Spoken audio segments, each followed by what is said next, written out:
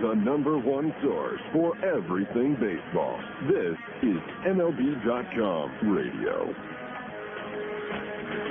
Good afternoon, everyone, and welcome out to Mesa's Hohokam Park as we get ready for the Mesa Solar Sox to host the Grand Canyon Rafters as Arizona Fall League action continues live and exclusively on MLB.com Radio. I'm Victor Rojas. Thanks for tuning in. It's my pleasure to bring you Arizona Fall League action as we are in Week 2, in the middle of Week 2, and we get ready for play here. Mesa Solar Sox have already taken the field. John Webb has just concluded his warm-up tosses, and Duke Logan stepping into the batter's box to lead it off here in the AFL on Wednesday, November 5th, as Logan pushes a bunt up that third baseline. Nice play by Johnson at third, and Logan is retired for the first out of this game. Let's run down the starting lineups for the visiting Grand Canyon Rafters. Duke Logan from the Tigers leads it off. He's in center field. Donald Kelly at second base from the Tigers. He'll bat second. Todd Linden of the Giants in right field batting third. Mike Vento from the Yankees. He'll bat cleanup and serve as the designated hitter. Terry Tippy gets a start over at third base from the Twins. He'll bat fifth. Batting sixth will be Lance Necro from the Giants. He's over at first base. It'll be Skip Shoemaker and left field batting seventh from the Cardinals. Max St. Pierre doing the catching out of the Tigers organization. And for Dean Tejada out of the Yankees organization will bat ninth and play shortstop. So it'll be Logan, Kelly, Linden, Vento, Tiffy, Necro, Shoemaker, St. Pierre, and Tejada facing the right-hander out of the Chicago Cubs organization, John Webb. Webb 3-0 and a 2.65 earned run average. The right-hander, 17 innings of work down here in the Arizona Fall League, 17 hits. He has struck out 11 and walked 4. This is his third start, yet his ninth ball game. A 1-2 pitch to Kelly. He's ripped to right field. Du Bois going back, and he'll make the catch for the second out. Donald Kelly putting good wood on that ball, but hits it right to Du Bois. 2 up and 2 down, and Todd Linden will step in. A little bit about John Webb. 19th round selection back in 1999 by the Cubs out of Pensacola, Florida. A right-hander, 6'3", 220 pounds, went to Manatee Junior College in Florida. And spent this past season, I should say, as Linden takes a pitch inside, ball one. At Double-A West Tennessee in the Southern League, where he was 5-8 and a 4.50 earned run average in 22 starts. That pitch missed inside again. 2 balls and no strikes on Todd Linden.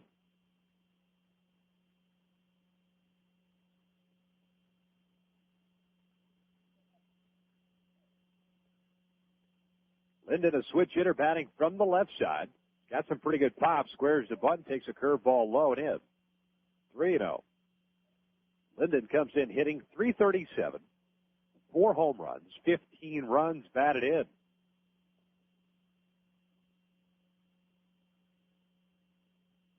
.30 pitch on the way. Linden started his swing, but held up, caught the corner.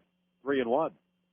Gomes is in left, Littleton in center, Du Bois in right, Johnson at third, Shire at short, Harris at second, Wilkin over at first base. Casey Kopitsky does the catching. 3-1. That's fouled back and out of play, and the count is full. Well, the Mesa Solar Sox come into this one 18-10, first place by 3 games over the Peoria Saguaros. And they are leading the American Division. Visiting Grand Canyon Rafters, on the other hand, 3 games under 500, 12-15. 2 games, or in second place, I should say. Linden smokes one into left center field. Nobody's going to get this one. Cut off in left field by Gomes, spins around, throws to second base, but Linden will jog right into the bag for a 2-out double. So Linden getting a pitch on a 3-2 count out and away from him. Good piece of hitting. Picks up his 6th double of the AFL. Puts himself into scoring position for Mike Vento from the Yankees organization.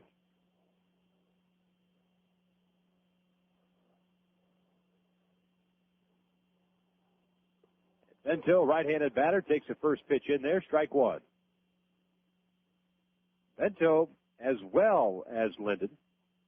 A very good, very respectable Arizona Fall League. A 321 average, 4 home runs, 19 runs batted in. Gets jammed, and this one foul to the right side. No balls and 2 strikes.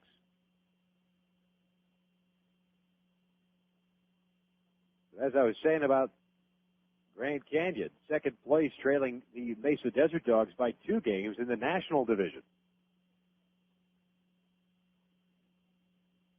0-2 pitch, and that's fouled back. So we'll do it again. Vento, a short, compact swing. Quick to the baseball.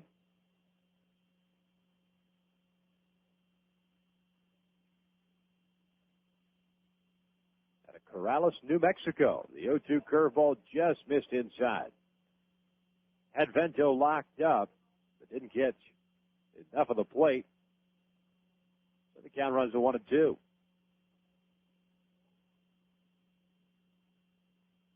Vento split time between Double-A and Triple-A this past season. 1-2 pitch, gets jammed. This one foul behind the dish again.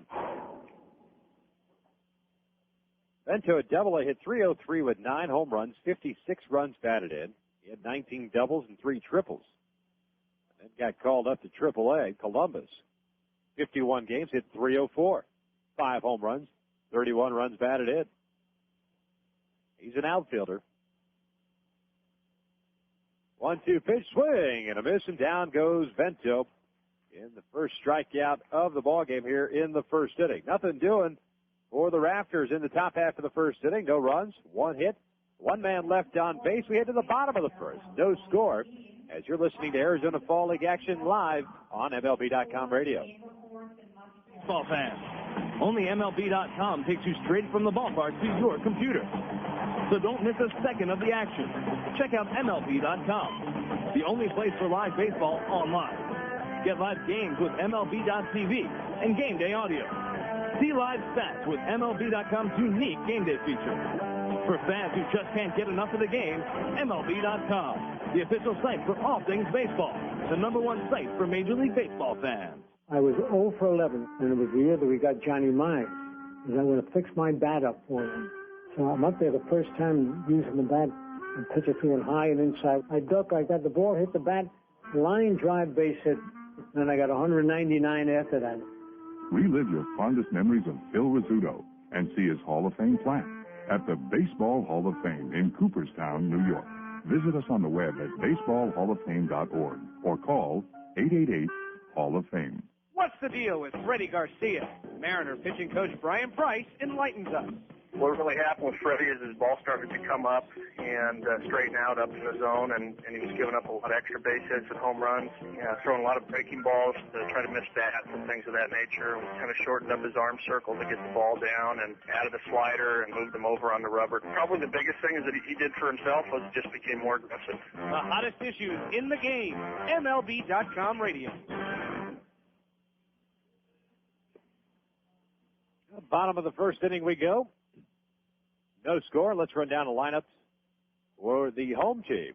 The Mesa Solar Sox leading it off.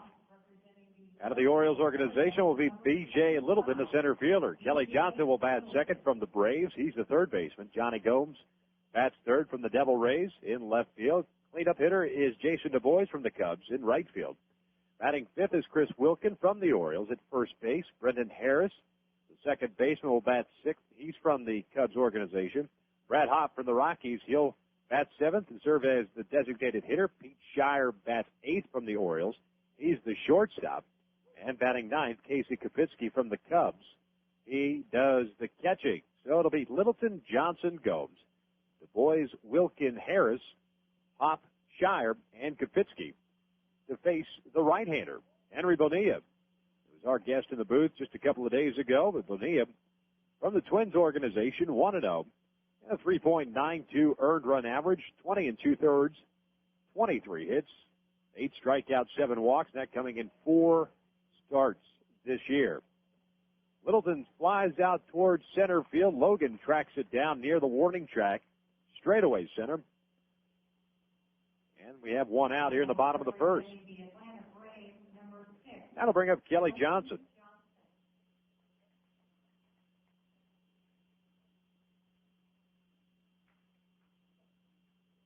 Bonilla, born in El Salvador, grew up in the States, went to Tulane University, delivers first pitch fastball in there for strike one.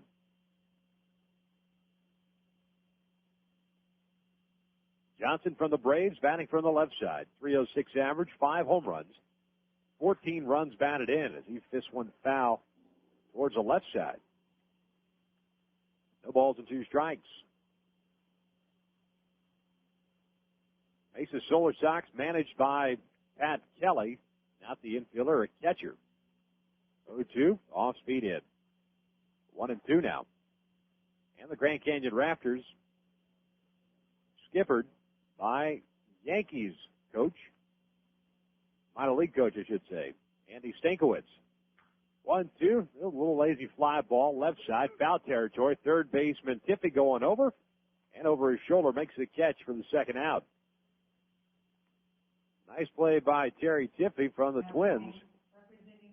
Make that catch for out number 2, and that'll bring up Johnny Gomes.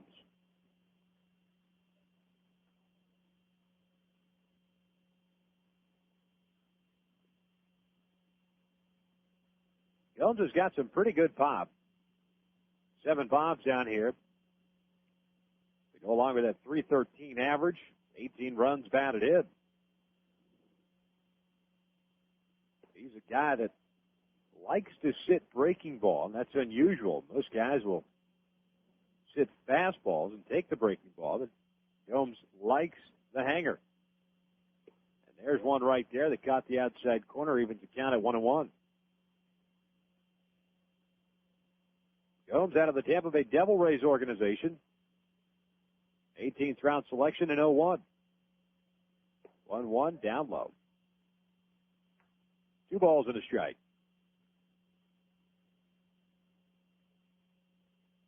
Got some power, especially last year in 02. Bakersfield McCallie had 30 home runs, 72 RBIs. Swing and a miss. Big hack by Gomes, came up empty. 1-2 the count. Mesa's Hohokam Park, the spring training home of the Chicago Cubs. 1-2 fastball, got the corner, down goes Gomes. So each starter in this ballgame with 1 strikeout, except Bonilla, does it in grand fashion, in order. No runs, no hits, no errors, no men left on base. We've played 1 inning in Mesa, no scores. You're listening to Arizona Fall League action live on MLB.com radio. Right now, fall is in full color at Kohl's. Kohl's has all the brands your family loves, like Nike, Levi's, Dockers, Mudd, Lee, Oshkosh, and many more. Every size, every color, fully stocked. And with Kohl's great sale prices, you can bundle up without spending a bundle. Plus, you'll enjoy Kohl's hassle-free returns, stroller carts, easy checkouts, and storefront parking. So come on in and see what's new for fall at Kohl's. Kohl's. Shop happy, leave happy. Hey, Cardinals fans, STLCardinals.com is the official website for Cardinals information. Don't miss a second of the action. STLCardinals.com is the only place for live baseball action on the net with game day audio. Watch video highlights of every game with postgame.tv. Heading to the ballpark? Buy tickets to any game and buy the latest Cardinal gear online at the shop. For diehard Cards fans like you, STLCardinals.com, the #1 site for Cardinals fans.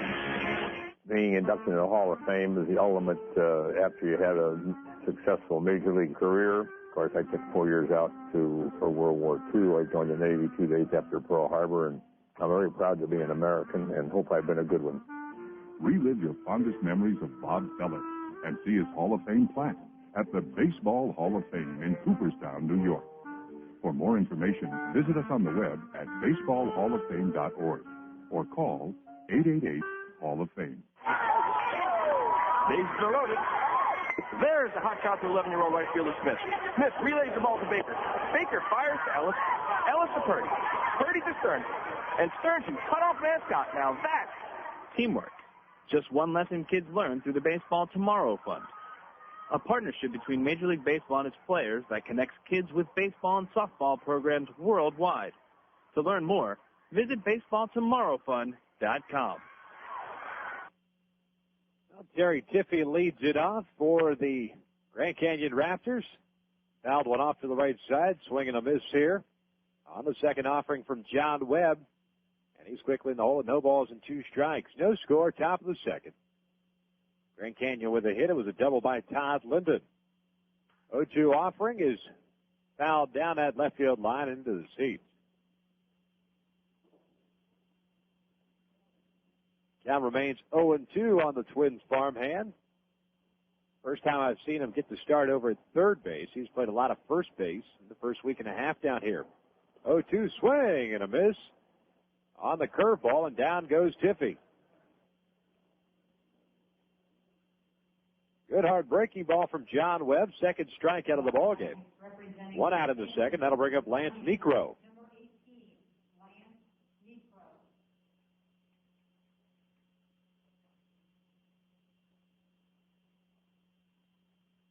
Lance Necro, the first baseman, out of the Giants organization, takes a fastball in there, strike 1. Getting the start over at first base, 323 average, a home run, 9 runs batted in.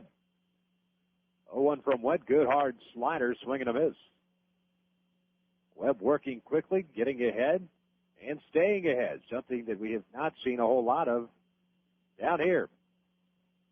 0-2 pitch on the way, curveball missing it. 1 ball and 2 strikes.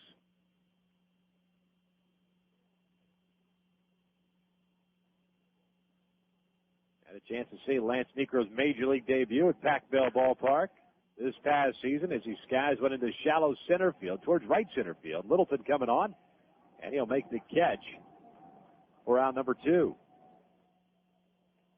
So at least here in the early going, Webb working both sides of the plate. Both the right-handed hitters, left-handed hitters, spotting his fastball. Busted out the slider on Necro.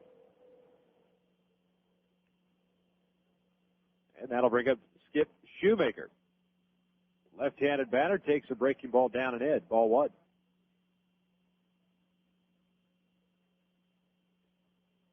Shoemaker out of the Cardinals organization. 206 average, no home runs, 5 runs batted in. There's a fastball strike. 1-1.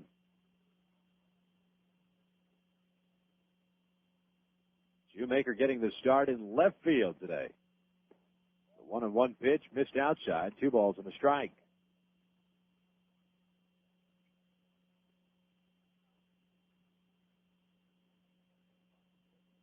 Two 2-1 pitch, down low. And Webb's falling behind, 3-1. Another beautiful day, not a cloud in the sky here. 3-1 pitch. That one's bolted into dead center field. Littleton on the dead run. Reaches up. Not going to get to it. Goes off the base of the wall, off the batter's eye. Around second is Shoemaker. He's going to get there with a stand-up triple. Bolted to one of the deeper parts of the ballpark here. Unlike Scottsdale Stadium, 410 straight away center field here in Mesa. But Littleton likes to play a shallow center field. Had no shot at it. So just like in the first inning, Webb gets the first 2 batters and gives up an extra base hit. Todd Linden a double in the first, and Shoemaker a triple here in the second. First triple of the AFL for Shoemaker. As Webb will work from the stretch to Max St. Pierre. St. Pierre chops one. Down a line at third. Backhanded by Johnson. Long throw across and in time for out number 3. So nothing doing for Grand Canyon again. No runs on 1 hit. 1 man left on base. Way to the bottom of the second inning. No scores. You're listening to Arizona Fall League action live on MLB.com radio. This is Andy Pettit of the New York Yankees. It's never easy to stand your ground when facing the best hitters in the game, but with practice, you gain confidence. To teach values that go beyond the diamond, Major League Baseball charities and Boys and Girls Clubs of America have teamed up to bring baseball and softball to kids around the world. Through programs like RBI and Rookie League, boys and girls learn about teamwork, fair play, and respect. Because when kids believe in themselves, amazing things can happen. Get the perfect gift for the baseball fan in your life at MLB Shop on MLB.com. You can purchase jackets, jerseys, caps, and clothes for men, women, and children. Get a snazzy new batting practice jersey or a classic replica jersey of your favorite team. You can even customize your jersey. Best of all, it can all be done online. Plus, the MLB Shop has baseball cards, bobblehead dolls, books, videos, and so much more. All purchases are private and secure, and the MLB Shop accepts all major credit cards. Click on the MLB Shop button at the top right of MLB.com and get that perfect gift today. Raven, we've got bandits at 1 o'clock. Fight's on. Engaging now. What kind of person can handle an F-16 dueling in a Mach-speed dogfight? Why, a math teacher, of course, when she's in the National Guard and Reserve. Nearly half of today's military are members of the Guard and Reserve, but they can't do it without their employer's support. If you're an employer, visit www.esgr.org and learn how to do your part. After all, their response depends on yours. A public service message from ESGR and the Ad Council.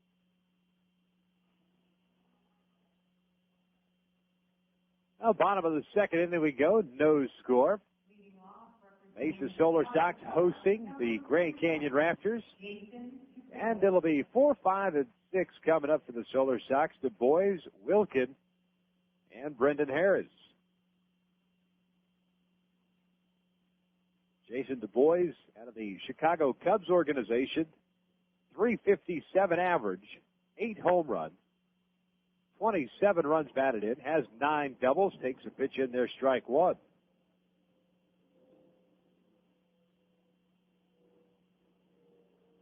Jason Du Bois, along with Desert Dogs Luke Scott, Kyle Evans, Grand Canyon Raptors Ramon Ramirez were named Arizona Fall League's Players and Pitchers of the Week, respectively, for the week of October 27th through November 1st. That pitch almost hit him. 2 balls and a strike. The Boys had 6 hits, including 2 doubles and 3 home runs throughout the week, 7 RBIs, scored 7 times. He leads the league in home runs, runs scored with 21, and RBIs with 25. Swing and a miss. Good hard slider from Bonilla. 2 balls and 2 strikes. And his .348 average, or .357 average now, among the league leaders. He pops one up, shallow left field. Shoemaker coming on. The left fielder will make the catch for the first out. So Jason Du Bois is having a nice Arizona Fall League. Nice all-around Fall League, I should say. The only other guy I can think of offensively kind of sticking out a little bit would probably be Dan Johnson, who has a .368 average. He has 26 runs batted in. And he leads the league in doubles as well, does Johnson, in double digits. Right now, probably the 2 guys, if you're starting to think about who's going to be awarded the Joe Black Award, the Most Valuable Player Award. Those are 2 names on the offensive side that could get serious consideration, as could Richard Lewis, who's leading the league in hitting coming into today's action with a .405 average. Pitching side, Ramon Ramirez from the Rafters, 3-2 mark and a 1.44 ERA. 25 innings of work for Ramirez. He has struck out 25 and walked 2. Now, if that's not pinpoint control, I don't know what is. 1-2 pitch to Wilkin, little looper right to the second baseman, Kelly. He's got it for out number 2. Wilkin broke his bat on that swing. 2 up and 2 down, 5 in a row retired by Bonilla to lead off this ball game. And it'll be up to Brendan Harris from the Cubs to break that streak up. Now, talking a little about the Arizona Fall League American Division, the Solar Sox lead at 18-10. Peoria Saguaros 15-13, 3 games back. Curveball caught the corner, strike 1 on Harris. And the Scottsdale Scorpions, a team we're going to see tomorrow right here in Mesa against the Desert Dogs, bring up the rear in the American Division, 13-14, 4.5 games back. Over on the National Division side, Desert Dogs leading it with a 14-13 mark. Grand Canyon Rafters in second place, 12-15, 2 games back. And the Peoria Javelinas, 7-20, 7 games back.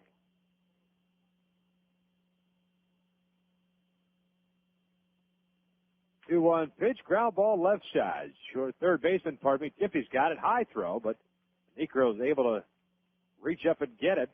That's 6 in a row, retired by Henry de Bonilla to start off this ball game. Nothing doing for the Solar Sox in their half of the second.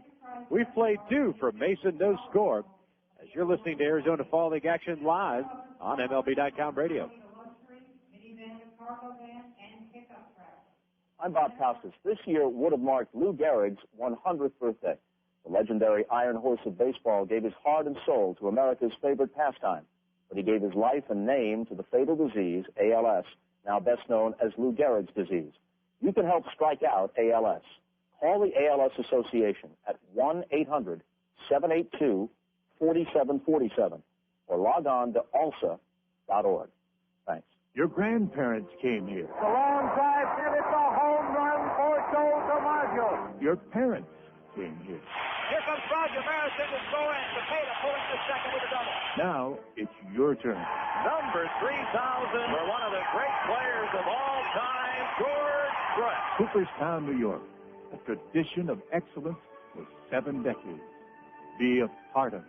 For information, call 1-888-Hall of Fame. From the first pitch of spring training to the last pitch of the World Series, MLB.com radio brings unique and exclusive coverage of Major League Baseball. That continues during the winter months with Arizona Fall League action, hot stove reports, and baseball winter meetings. In November, check out live and exclusive play-by-play of Arizona Fall League action with the hottest prospects in baseball. December means baseball's winter meetings live from New Orleans as we bring you conversations with the managers and team officials from every ball club. Get the latest news of free agent signings and off-season moves on the Hot Stove Shows. Get updates on winter leagues and the news from the minor leagues on the Baseball America Hour. Number 1 baseball source all year long. This is MLB.com radio.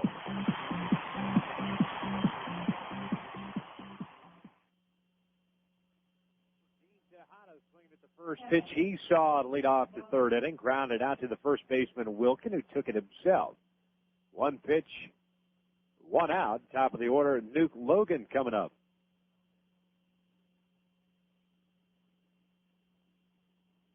Logan out of the Tigers organization can flat out fly. Runs like the wind.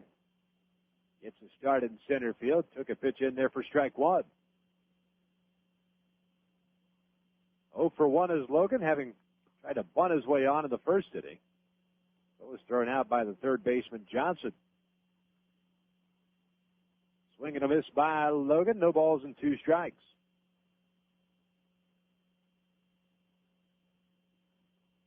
0-2 pitch on the way. Curveball catches the outside corner, and down goes Logan. Third strikeout of the ball game for John Webb. Logan got locked up. A little backdoor breaking ball to the left-hand hitter. 2 up and 2 down, and that'll bring up Donald Kelly, also a Tigers farmhand. Kelly hitting from the left side, takes a pitch on the corner, strike 1. Pete Durfee calls the balls and strikes. Casey Mosier at first base, and Don Collar, at second base. Chad Fairchild over at third. Off speed, low, 1-1.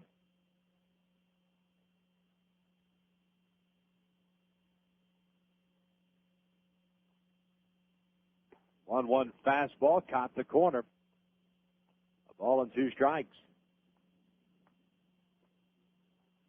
Other ball games today in the Arizona Fall League. The Javelinas will visit the Peoria Saguaras. Chris Young getting the start against Nick Regilio. Kelly chops 1 foul up the first base side. Count remains a ball and 2 strikes. And the Mesa Desert Dogs will take on the Scottsdale Scorpions. 7:05 start tonight in Scottsdale. It's right-hander Josh Hancock, 0-2, going up against right-hander Greg Powell, who is 2-2.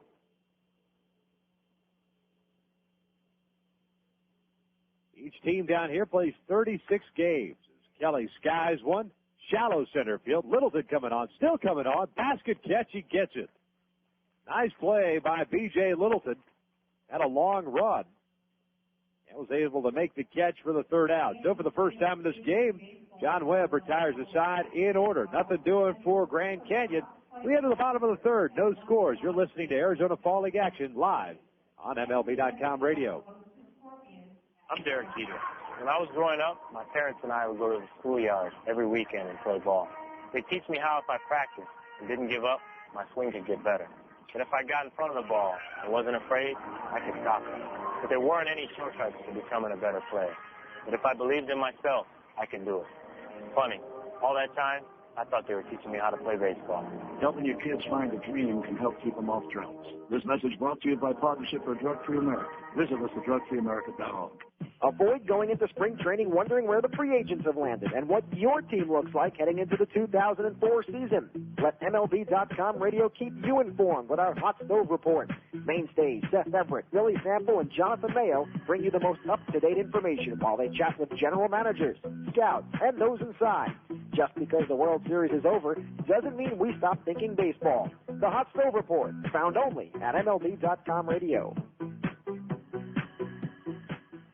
Hi, this is Tommy Lasorda. I want to take this opportunity to congratulate my good friend Ben Platt for the great interviews he does on MLB.com radio. Well, thank you, Tommy. You know, I try to interview everyone in baseball, from Hall of Famers like you to the new stars just coming on the scene, every morning on the Baseball Breakfast with Billy Sample and Jonathan Mayo, and afternoons on deck with Seth Everett and Victor Rojas.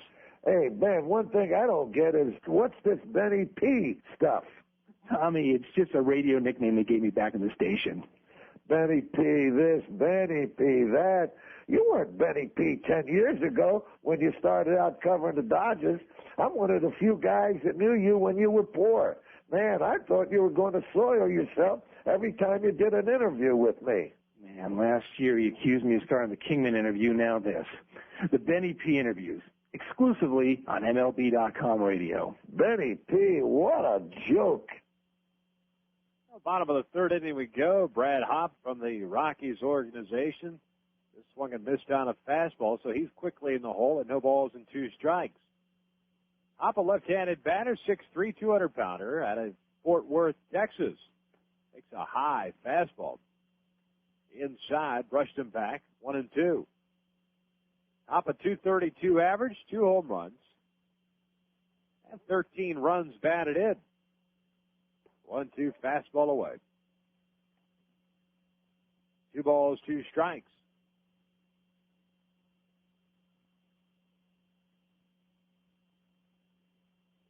Two off speed, down low.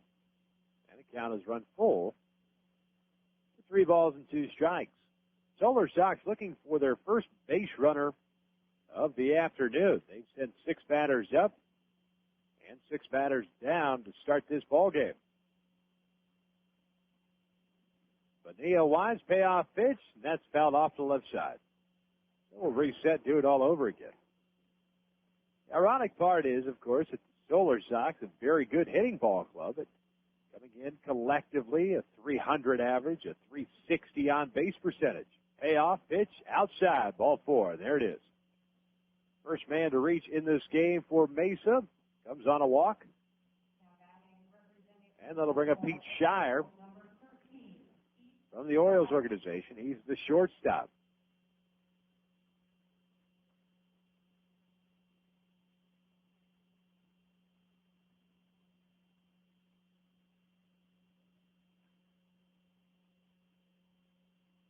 Shire hits from the right side. First time Bonilla's from the stretch, and the fastball misses in. Ball 1. Now time is called. Max St. Pierre is going to go out and have a chat with Bonilla.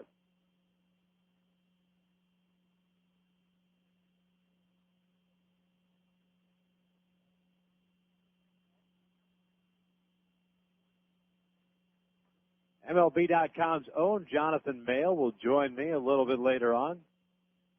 Talk about the happenings around Major League Baseball. There's a high fly ball towards right field. Off the bat is Shire. Right fielder Linden's got it. He makes the catch. That is the first out in the bottom of the third. So Shire unable to advance the runner from first base. One out. That'll bring up Casey Kapitsky. Defensively for Grand Canyon, it's Shoemaker in left, Logan in center, Linden in right. Tiffy's at third base. Verdine Tejada at short. Kelly's at second. Necro at first base. Max St. Pierre does the catching. Swing and a miss by Kapitsky. No balls and a strike. Kapitsky has struggled offensively down here, 188 average. He does have a home run. 8 runs batted in. Hitting from the right side. Fastball missing hit. 1-1.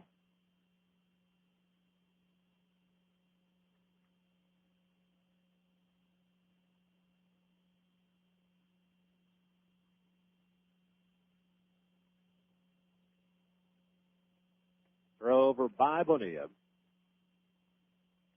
And Hop gets back safely. Hop with no stolen bases down here. Wouldn't expect him to run unless, of course, Pat Kelly decides to move the defense around a little bit. Bonilla sets 1-1 on the way. Curveball caught the corner. 1 ball and 2 strikes. As far as the other players and pitchers of the week, Luke Scott. Explosive at the plate for the Desert Dogs. Did 9 hits, including 2 doubles and 3 home runs. There's a ground ball. Pass to diving shortstop Tejada. Couldn't come up with it. Goes into left field. So a base hit by Kapitsky. First hit of the game for Mesa puts runners at first and second base. Top of the order coming up in B.J. Littleton.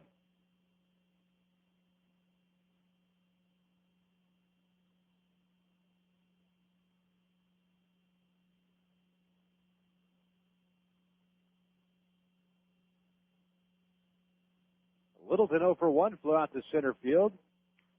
Started off the ball game for Mesa. Fouls went off down a left field line for strike 1. Well, anyways, Luke Scott drove in 6 runs, scored 5 times, and his batting average for the week was .375. He's hitting .333 on the year. Evans, on the other hand, for the Desert Dogs, who I saw yesterday, I believe it was. The 0-1 pitch, there's a ground ball to Tejada. He's got it. Oh, he takes it himself. Tags second, throws to first, not in time. Verdine Tejada had the second baseman, Kelly, waiting for it at the bag. And he thought he could get to the bag, force out Kapitsky at second, which he did, and throw on, but Littleton just way too quick. Not saying had Verdine Tejada flipped over to Kelly had they gotten the double play, but odds are, as opposed to falling down to the knees, getting up, racing to a bag and throwing, they've had a better shot at it. So 2 outs. Runners at first and third. And Kelly Johnson lines one to center field. Nuke Logan's going to track it down. And that'll end the inning. No runs on 1 hit. 2 men left on base. We've played 3 innings here in Mesa. No scores. You're listening to Arizona Fall League action live on MLB.com radio. MLB.com radio heats up even as the weather cools down. Join Diamondbacks broadcaster and MLB.com radio contributor Victor Rojas as we bring you Arizona Fall League action. Just because the World Series is over doesn't mean the play stops.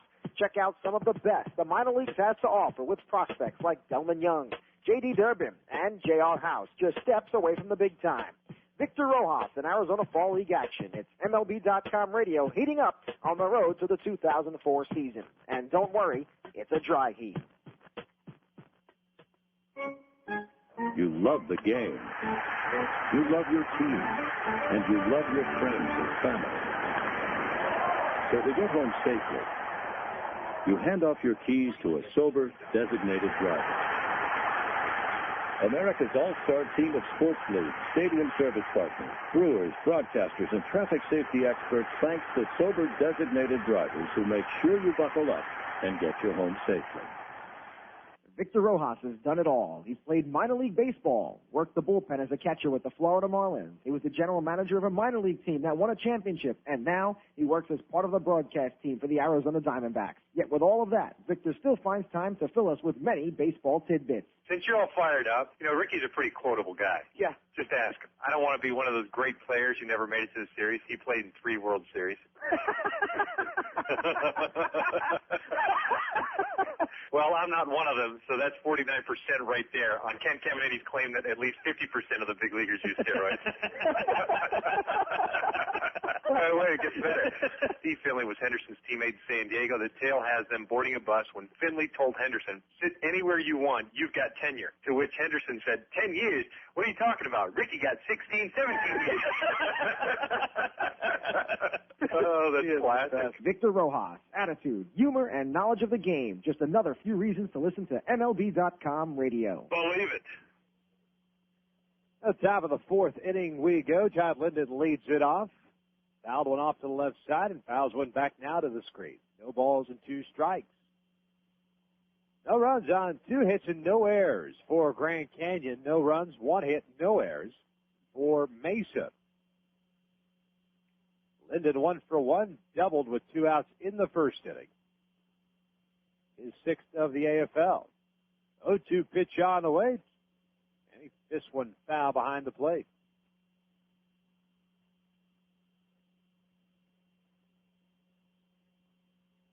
Count remains 0-2.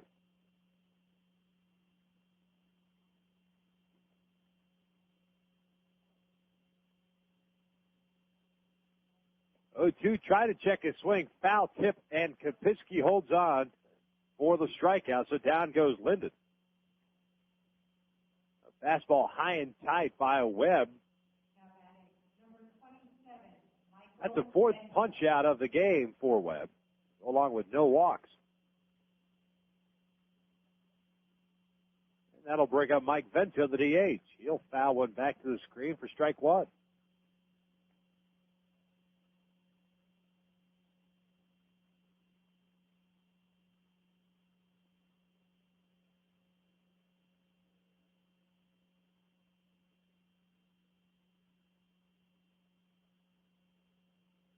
The 0-1 to Vento. He pops one up down the left field line.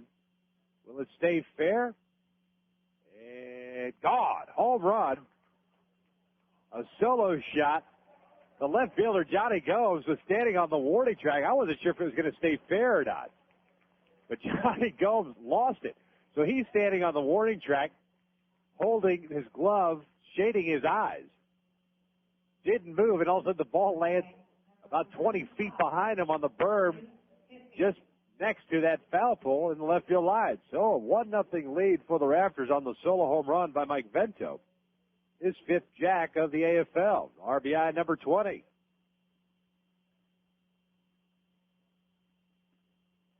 The first pitch to Tiffy is a fastball away for ball 1.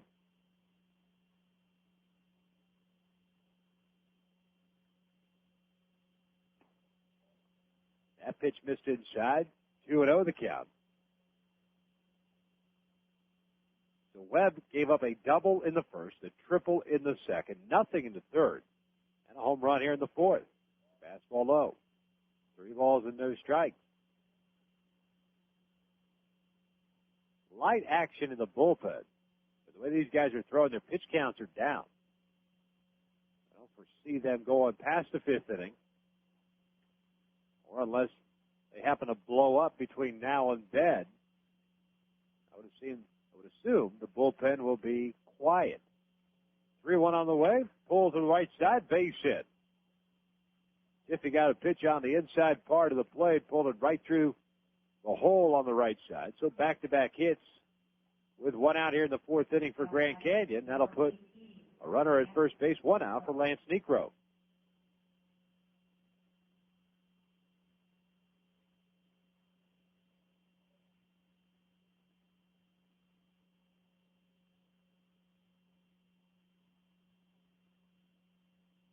First pitch to the right-handed Necro, takes it inside, ball 1.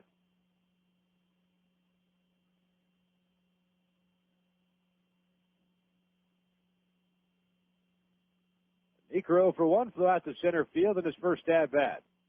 Swing and a miss on the slider. Count evens at 1-1.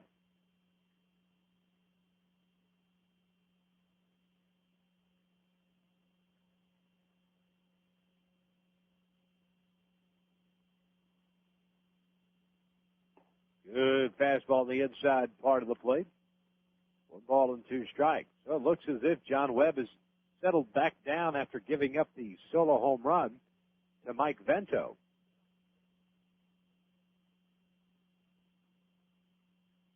And as always here in the Arizona Fall League, a good-looking crowd. Pitch missed down and away, 2 balls and 2 strikes.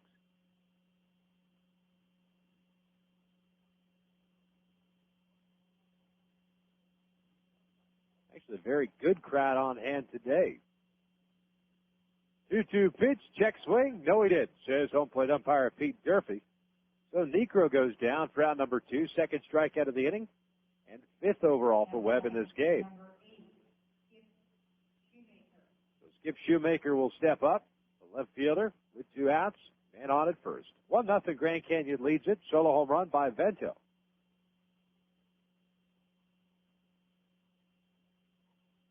Tiffy leads off at first base as Webb comes set. First pitch on away, right down the pipe, strike 1. Good fastball from Webb to get ahead of Shoemaker, who's 1 for 1. Tripled to dead center field in his first at-bat. Curveball missing low. 1-1. 340 down the left field line here in Mesa, 390 left center. 410 straight away center field. 390 to right center field. 350 down the right field corner. Curveball low. 2-1. And both bullpens, a tiered bullpen system here at Mesa's Hohokam Park, in right field, just beyond the fence. 2-1 pitch on the way, fastball in there. 2 balls, 2 strikes.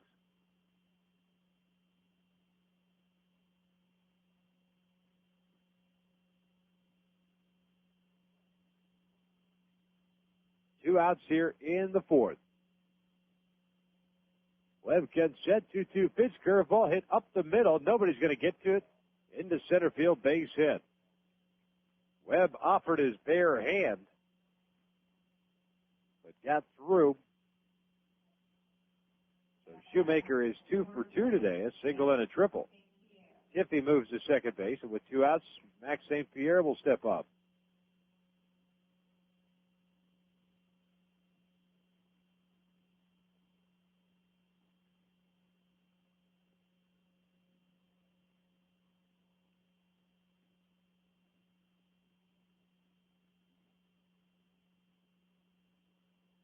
St. Pierre to the Tigers organization, 0 for 1, grounded to third in his first AB. Takes a curveball away, ball 1. Now, tomorrow afternoon, right here in Mesa, the Desert Dogs will take on the Scottsdale Scorpions. Swing and a miss by St. Pierre. A ball and a strike.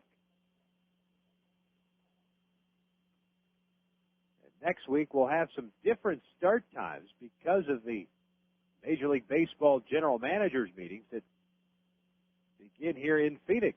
1-1, fastball missing away. 2-1 the count. Monday's game remains the same, 1 o'clock Mountain Time. That's 3 o'clock Eastern. But next Tuesday, Wednesday, and Thursday, the 11th, 12th, 13.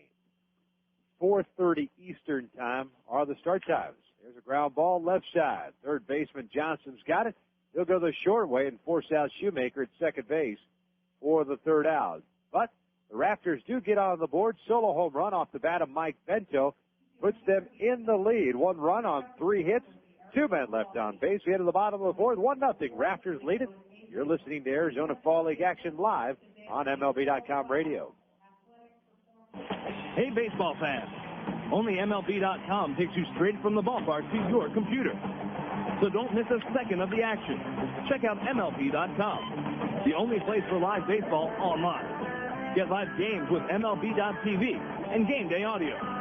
See live stats with MLB.com's unique game day feature.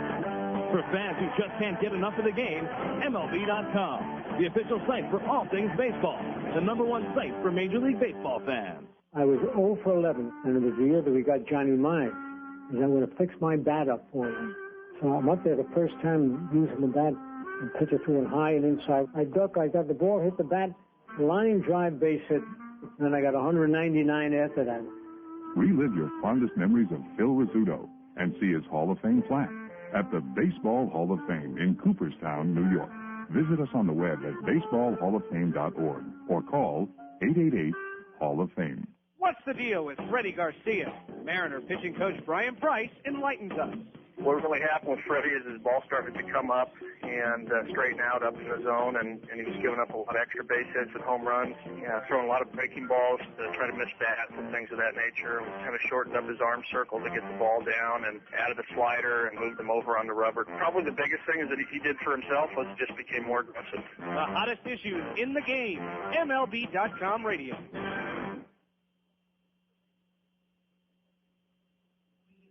Oh, top of the fifth inning. Pardon me, bottom of the fourth inning. I thought I was right the first time. Mesa Solar Sox coming up. It'll be 3, 4, and 5. The heart of the order for Mesa to face the right-hander Henry Bonilla. Rafters get on the board first here. Solo home run by Mike Vento, the DH. 1-0 Rafters lead it. Johnny Gomes, Jason Du Bois, and Chris Wilkin. Gomes steps in, takes a fastball in, ball one. Gomes struck out looking in his first at-bat, so he's 0 for 1. And now there is action in Mesa's bullpen. The fastball caught the corner. Ball and a strike. So maybe John Webb is done after just 4 innings. Josh Fields for the White Sox, right-hander, starting to loosen.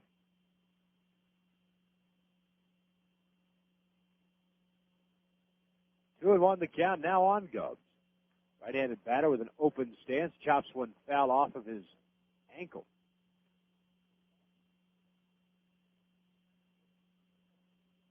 Count even to 2-2. Gomes 6'1", 205. Stocky build, slightly open stance. Hands held high near the helmet. St. Pierre sets up outside. The 2-2 pulled fair down the left field line. Gomes will round first, decent speed. He'll get to second base with a leadoff double. Shoemaker had some problems tracking that ball down in the corner, but Gomes pulls in to second base.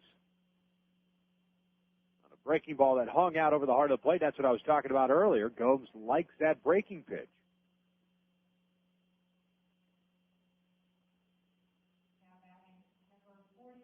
Oh, the Solar Sox with their leadoff man on board. And that'll bring up pretty good hitter Jason Du Bois. Du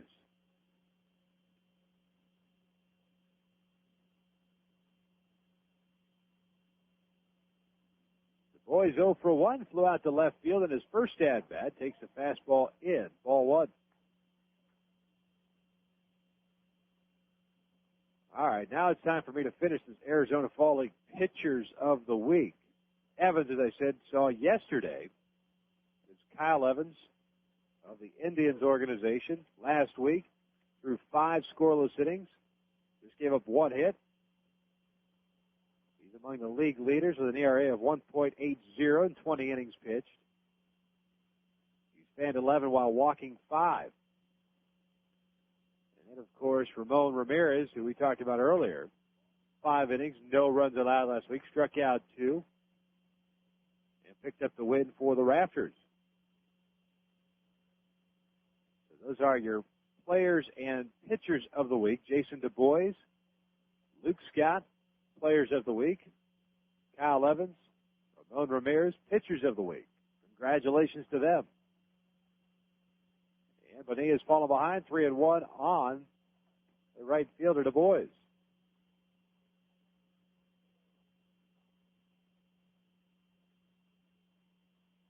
3-1, chop foul behind the plate.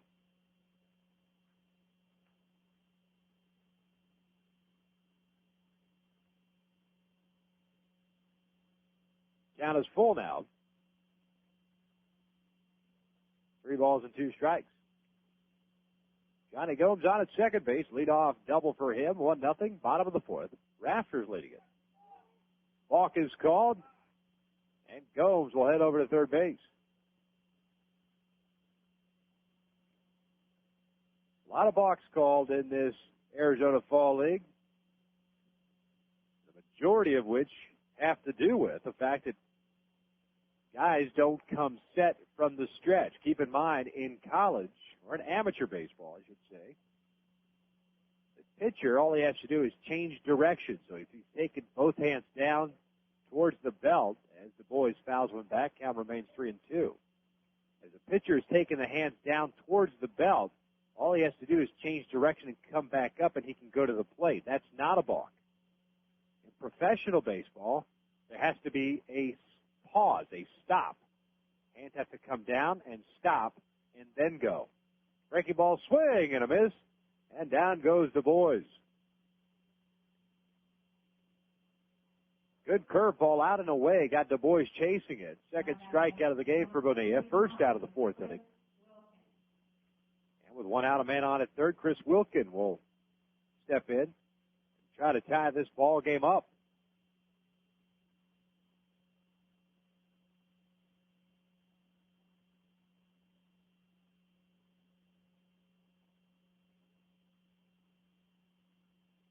First pitch to Wilkin. Fastball inside part of the plate. Strike 1.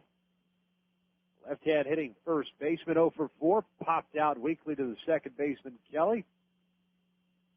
In the second inning. Corner infielders in for Grand Canyon. Swing, and there's a fly ball to right field. Linden's got it. He'll make the catch. Gomes is tagging. Here comes a throw from Linden. Not in time. And we have a tie ball game. Linden's throws seem to check up a little bit on that infield grass. But Gomes, as I said, has decent little speed. Comes across the score. We're tied up at 1 apiece. Credit Wilkin with a sac fly and the RBI, his 10th of the Arizona Fall League. 2 outs now. Nobody on for Brendan Harris. Curveball in there, strike 1.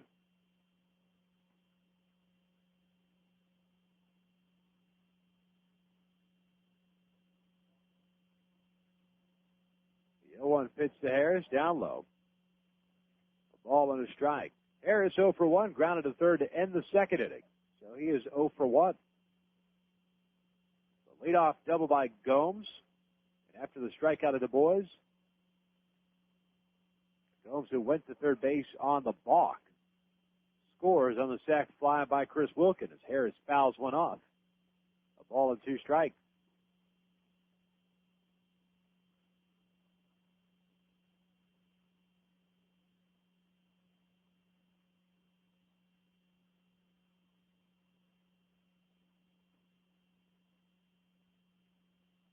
The 1-2 pitch, fastball missing it. Count even to 2-2 now.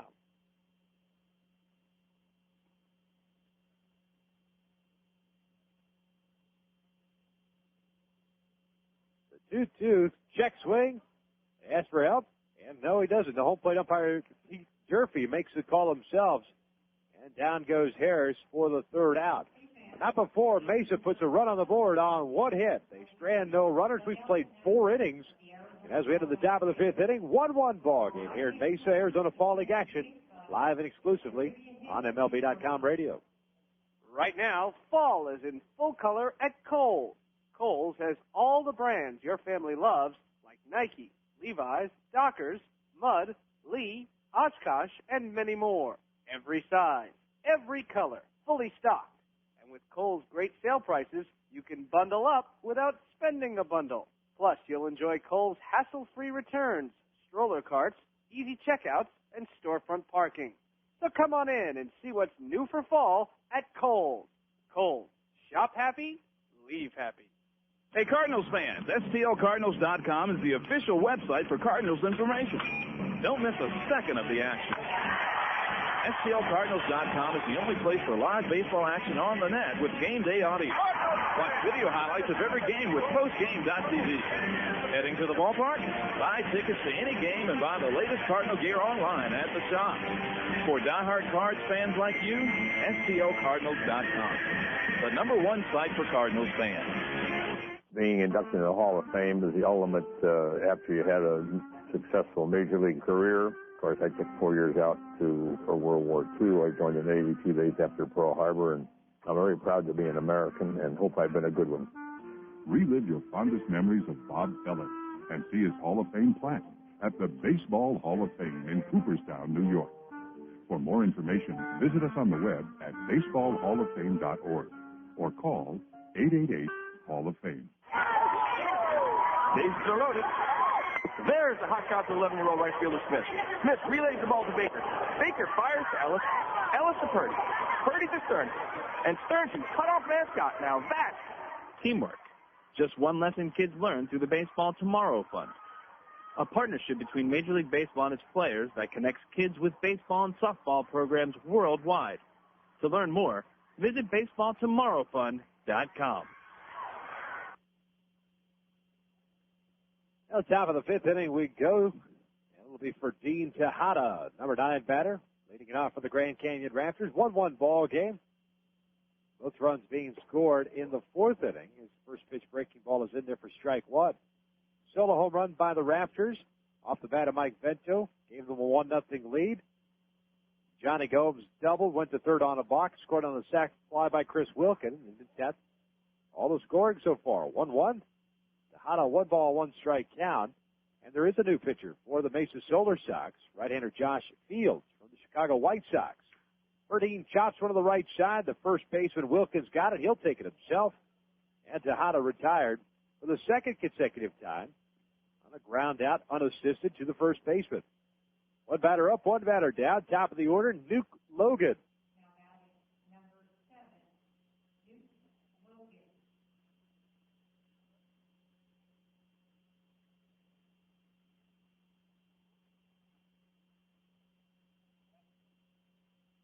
Josh Fields, a right-hander, 6'1", 175-pounder out of Hungry Horse, Montana. Delivers the first pitch in there for strike one. Logan, 0 for 2, a ground out and a strikeout. Corner infielders in at the grass. Logan chops one up the first base side. Wilkin will get it just inside the fair line. And he is called out at first base for the second out. Wilkin, as I mentioned, was playing at the cut of the grass, came in, made sure he caught that ball in fair territory. Tagged the bag. Logan retired for the third time in his game. And with 2 outs, Donald Kelly will step up.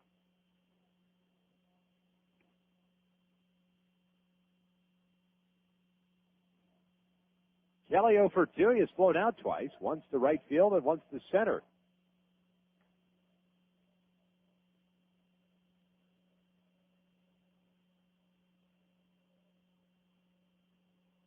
Breaking ball missed outside. 2 balls and no strikes. 2 outs here in the fifth inning.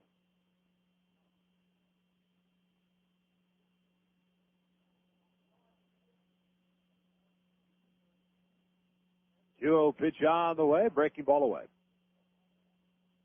3 balls and no strikes.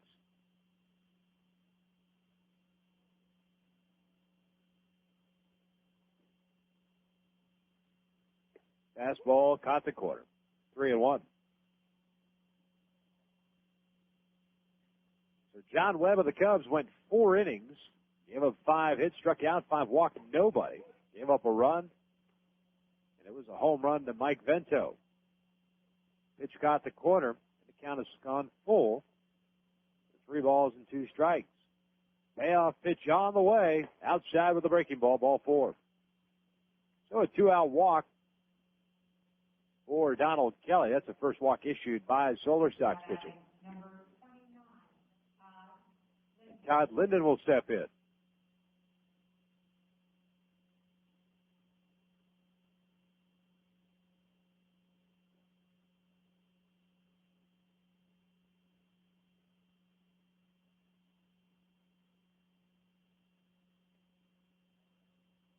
Linden hitting from the left side, 1 for 2, a double and a strikeout. Takes an off-speed pitch on the outside corner for strike 1.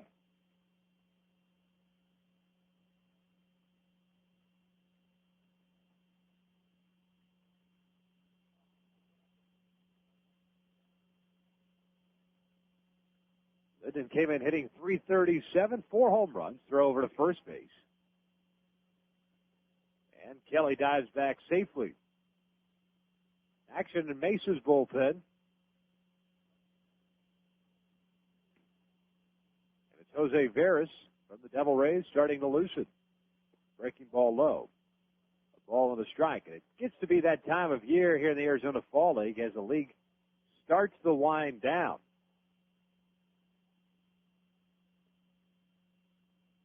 Guys start hitting certain thresholds as far as innings of work down here. And on occasion, during the last week, you'll see some 7-inning games or 8-inning games or 6-inning games just because teams run out of pitching.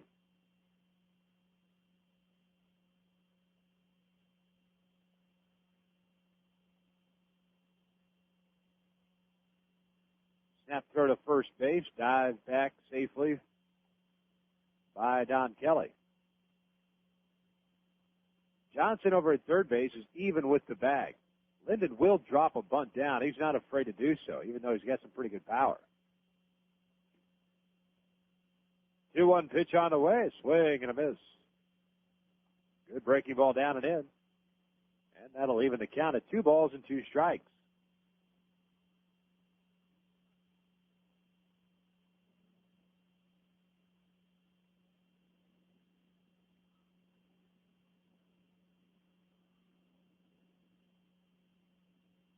There goes the runner, pulled to the right side, past a diving Harrison to right field. Around second and going to third is Donald Kelly.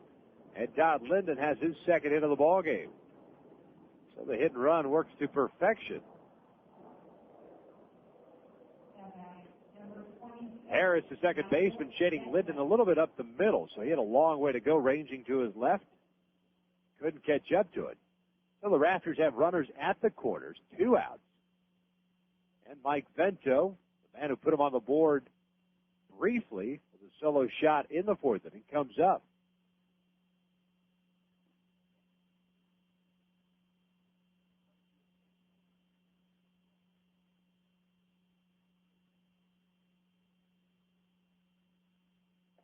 Off-speed pitch missing up and in. Ball and no strikes on Vento, 1 for 2. He struck out and hit that home run.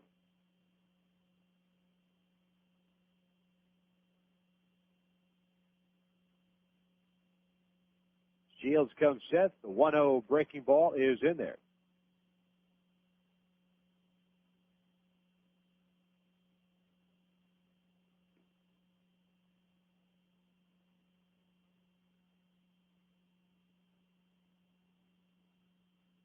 The 1-1 off speed inside. 2 balls and a strike. Terry Tiffy awaits on deck.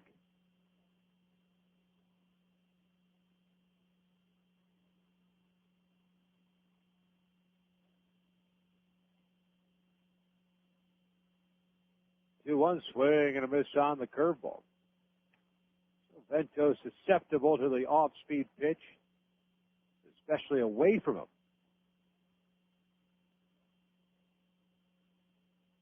Count is full at 2 balls and 2 strikes. Kelly on at third base. Linden over at first.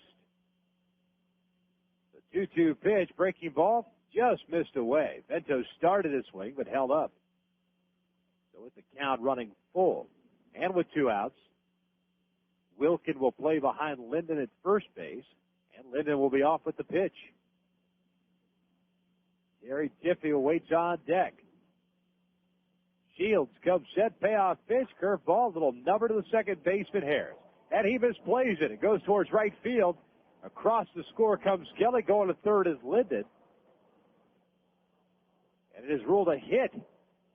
It was hit off the end of the bat, so it had a ton of spin. Harris going over to his left to get in front of it. It spun to the left and over the shoulder, the right shoulder of Harris. So a 2-1 lead for the Rafters. And what should have been an easy ground ball out, but because the ball had so much spin on it, it's an RBI single. And the inning continues. Runners at the corners and 2 outs. As Tiffy steps up.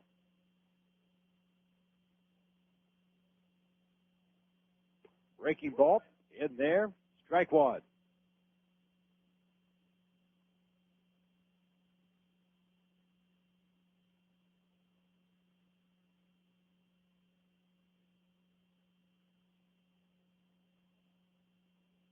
The 0-1 swing and a miss by the left-hand hitting third baseman. No balls and 2 strikes. Tiffy, 1 for 2 today, a strikeout and a single. 2-1. Grand Canyon leads the Solar Sox, top of the 5th. And 2 outs. The 0-2 pitch, fastball away. 1 ball and 2 strikes.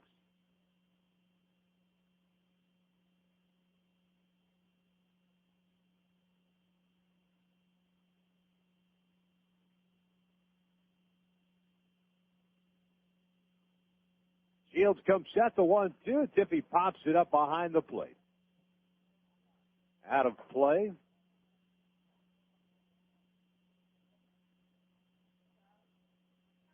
a man wearing a Zach Thomas Miami Dolphins jersey retrieves the baseball.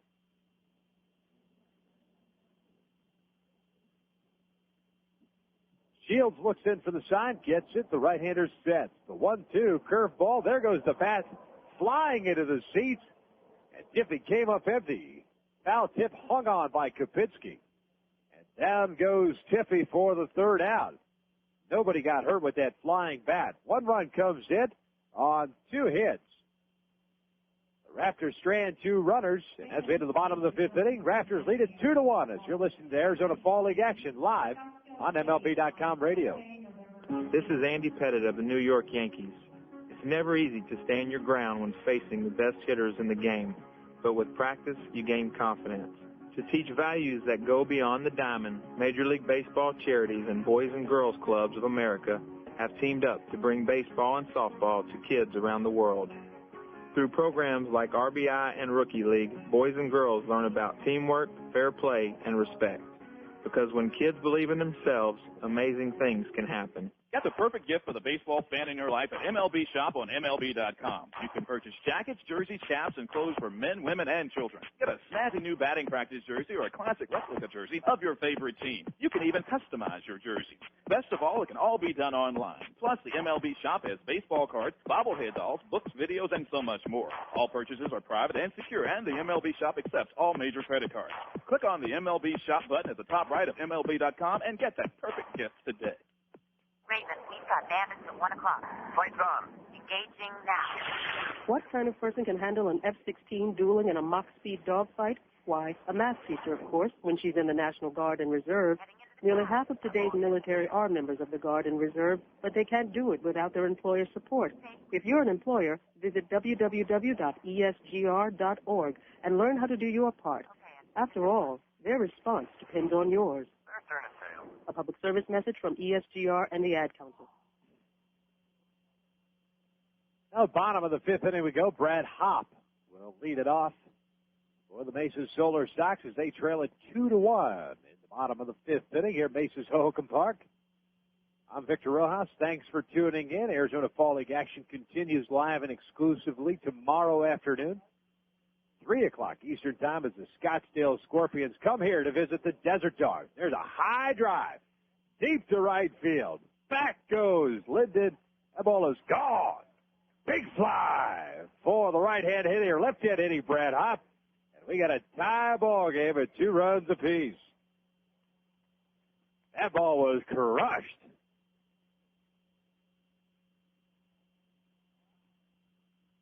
So the Rafters put a run on the board in the top of the 4th. Solar Sox respond with a run of their own in the bottom of the 4th. Rafters take a lead in the top of the 5th. And the Solar Sox respond with a run here in the bottom of the 5th to tie it up again. Third home run of the AFL for Hop. RBI number 14.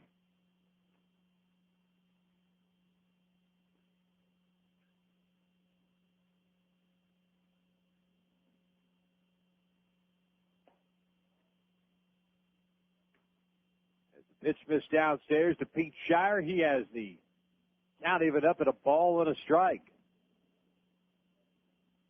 1-1 from Bonilla, a little nubber back behind the plate.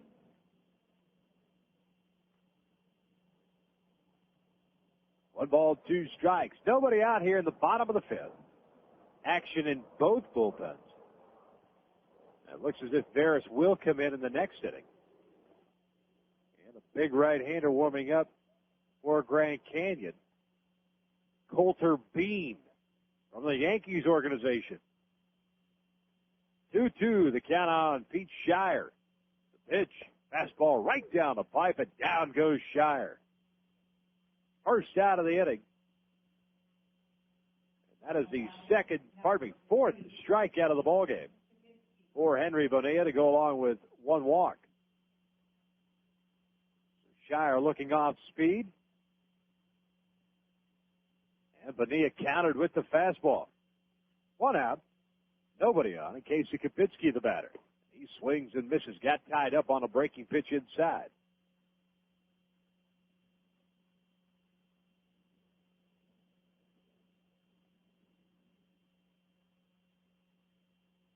The 0-1.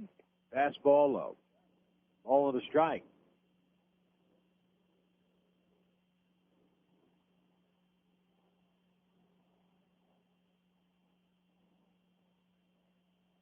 Swing and a miss by Kapitsky. Good breaking ball down low. 1 ball, 2 strikes now.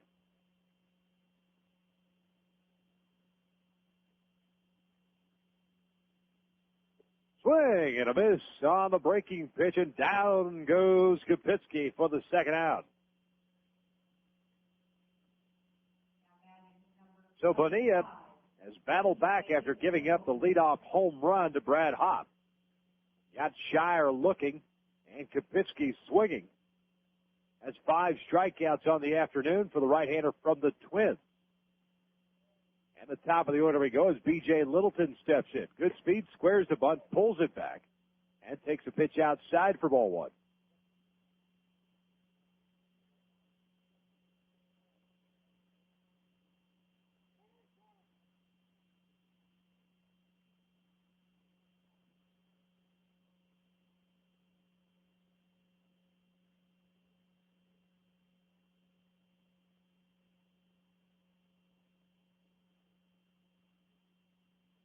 The 1-0 to Littleton. He fists one down a left field line. Shoemaker giving chase. Dives and makes the catch in fair territory for out number 3.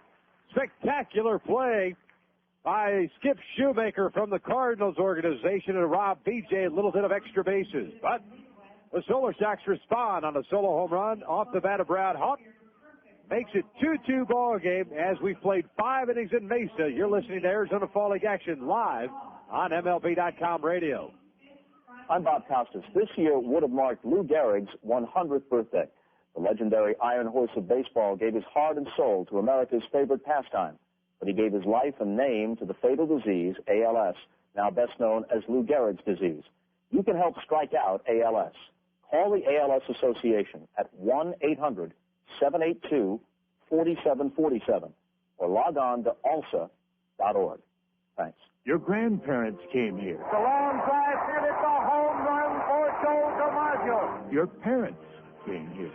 Here comes Roger Maris in the score, and Cepeda pulling the second with a double. Now it's your turn.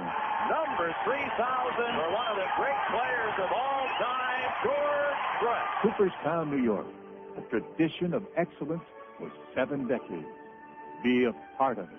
For information, call 1-888-HALL-OF-FAME. From the first pitch of spring training to the last pitch of the World Series, MLB.com radio brings unique and exclusive coverage of Major League Baseball. That continues during the winter months with Arizona Fall League action, hot stove reports, and baseball winter meetings. In November, check out live and exclusive play-by-play of Arizona Fall League action with the hottest prospects in baseball. December means baseball's winter meetings live from New Orleans as we bring you conversations with the managers and team officials from every ball club. Get the latest news with free agent signings, off-season moves on the Hot Stove shows, get updates on Winter League and the news from the minor leagues on the Baseball America Hour. Number one baseball source all year long, this is MLB.com Radio.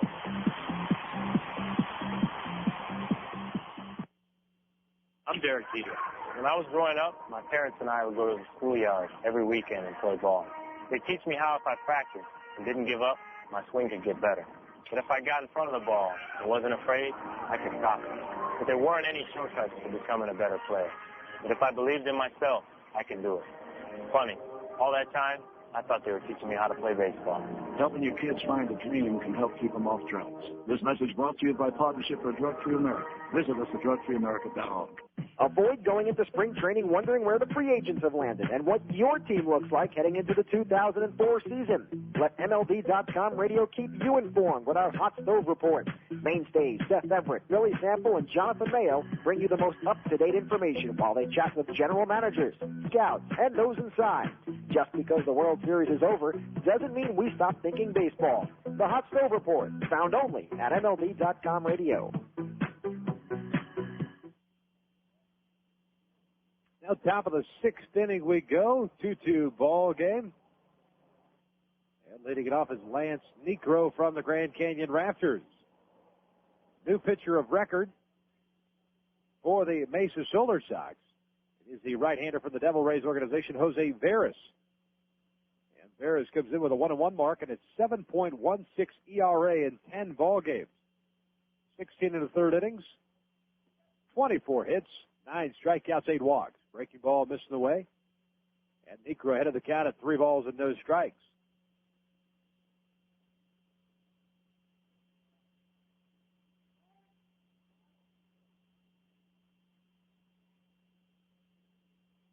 Ball 4 is called by the home plate umpire, Pete Durfee. It was a 3-0 count, and Veras, for whatever reason, while on the rubber, decided to take his hand and go to his mouth, and that's an automatic ball. So a leadoff walk to start the top of the sixth inning. You come to the Arizona Fall League, and you will see just about everything. And Skip Shoemaker will step up. Nobody out, a man on at first base. How ironic that it is that more times than not, when you get a guy who makes a good defensive play, he'll come up the following half inning. First pitch from Veras, fastball in there, strike one.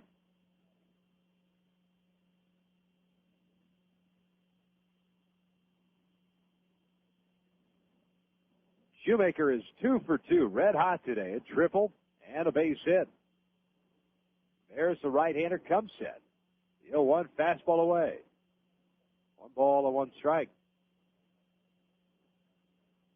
And it looks as if Henry Bonilla's afternoon will be complete, going 5 innings. Striking out 5, walking 1, and allowing 3 hits, including the home run.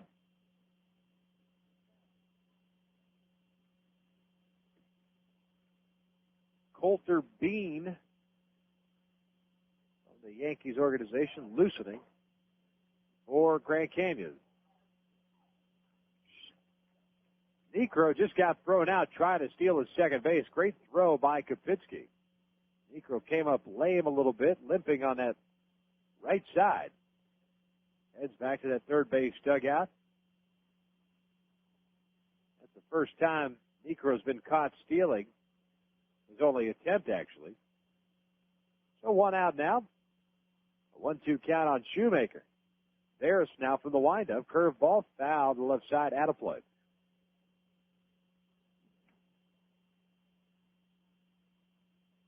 Count remains 1 ball, 2 strikes.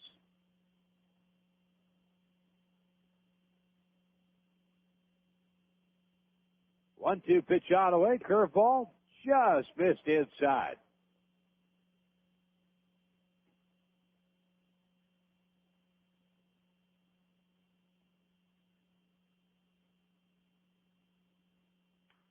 Shoemaker fouls one off again, this time to the left side. Now remains even, I should say. 2 balls, 2 strikes. 2 runs on 7 hits and no errors for the Rafters. 2 runs on just 3 hits and no errors for the Mesa Solar Sox. That pitch missed high. 3 balls and 2 strikes.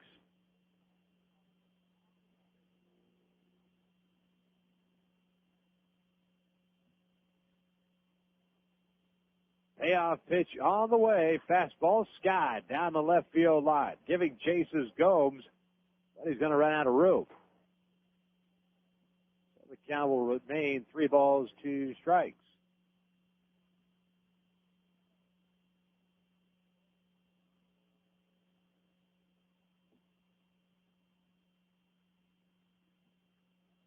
Max St. Pierre waits on deck. Here comes another payoff pitch. There's a ground ball, hard hit right to the shortstop Shire. He scoops it up, throws on to first, and in time for out number 2. Shoemaker made good contact on it. Shire, good, solid defensive shortstop, made a nice play. Made it look routine, and Max St. Pierre will come up with 2 outs and nobody on.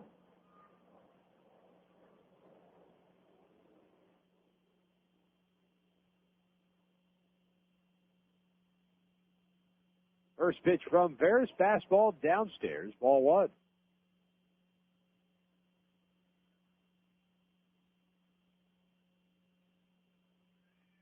St. Pierre is 0 for 2. Both times having grounded toward the third baseman. Takes a fastball on the corner. Evens a count of a ball and a strike.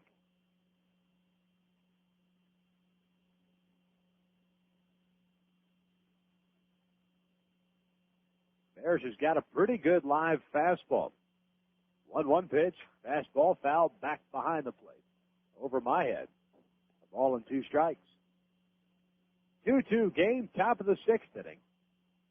2 outs for the Rafters.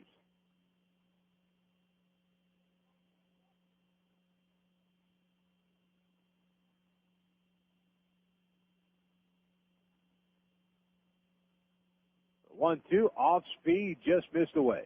2 balls, 2 strikes. That was a pretty good straight changeup by Jose Veras.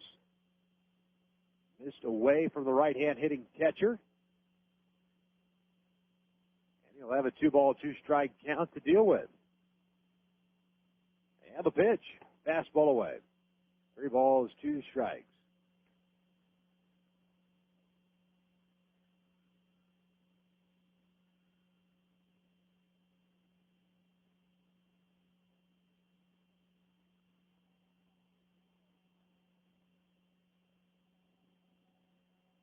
Payoff pitch on the way. There's a chopper wide of the bag at third, foul.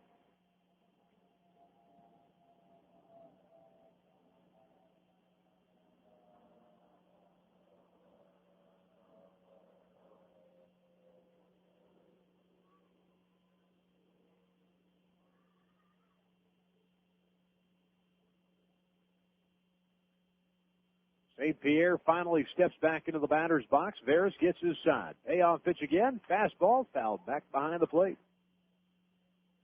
So Max St. Pierre battling here against Jose Veras in a 2-2 game, top of the 6th.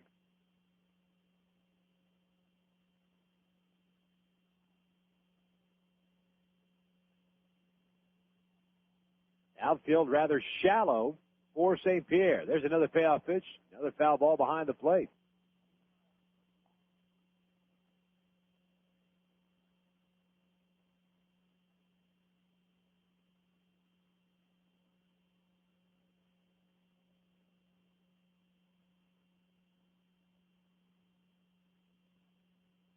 Kapinski sets up outside, another payoff pitch. Fastball low, ball 4. So he battled and battled, did Maxim St. Pierre, and he ended up picking up a walk. Second walk issued by Veras in this inning. 2 outs, a man on at first base. Ferdinand Tejada will be the batter.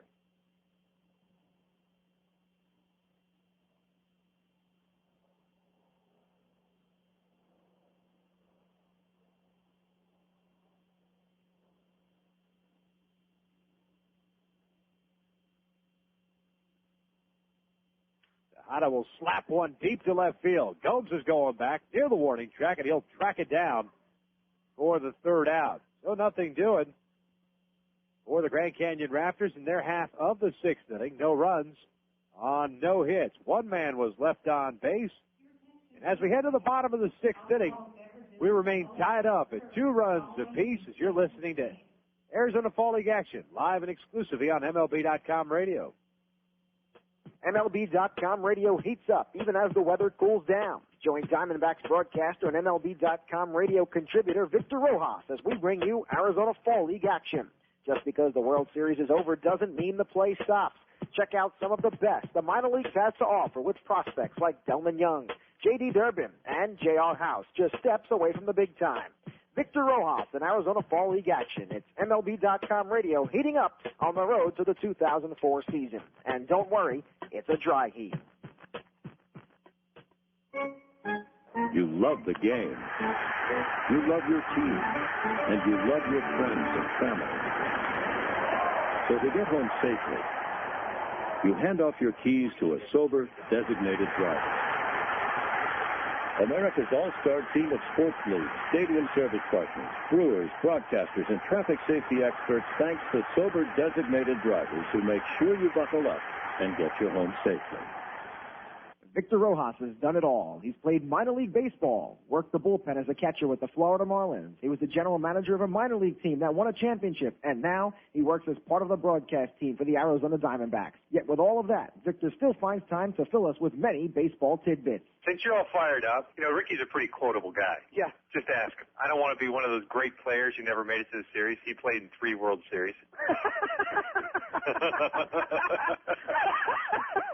Well, I'm not one of them, so that's 49% right there on Ken Caminiti's claim that at least 50% of the big leaguers use steroids. Wait, it gets better.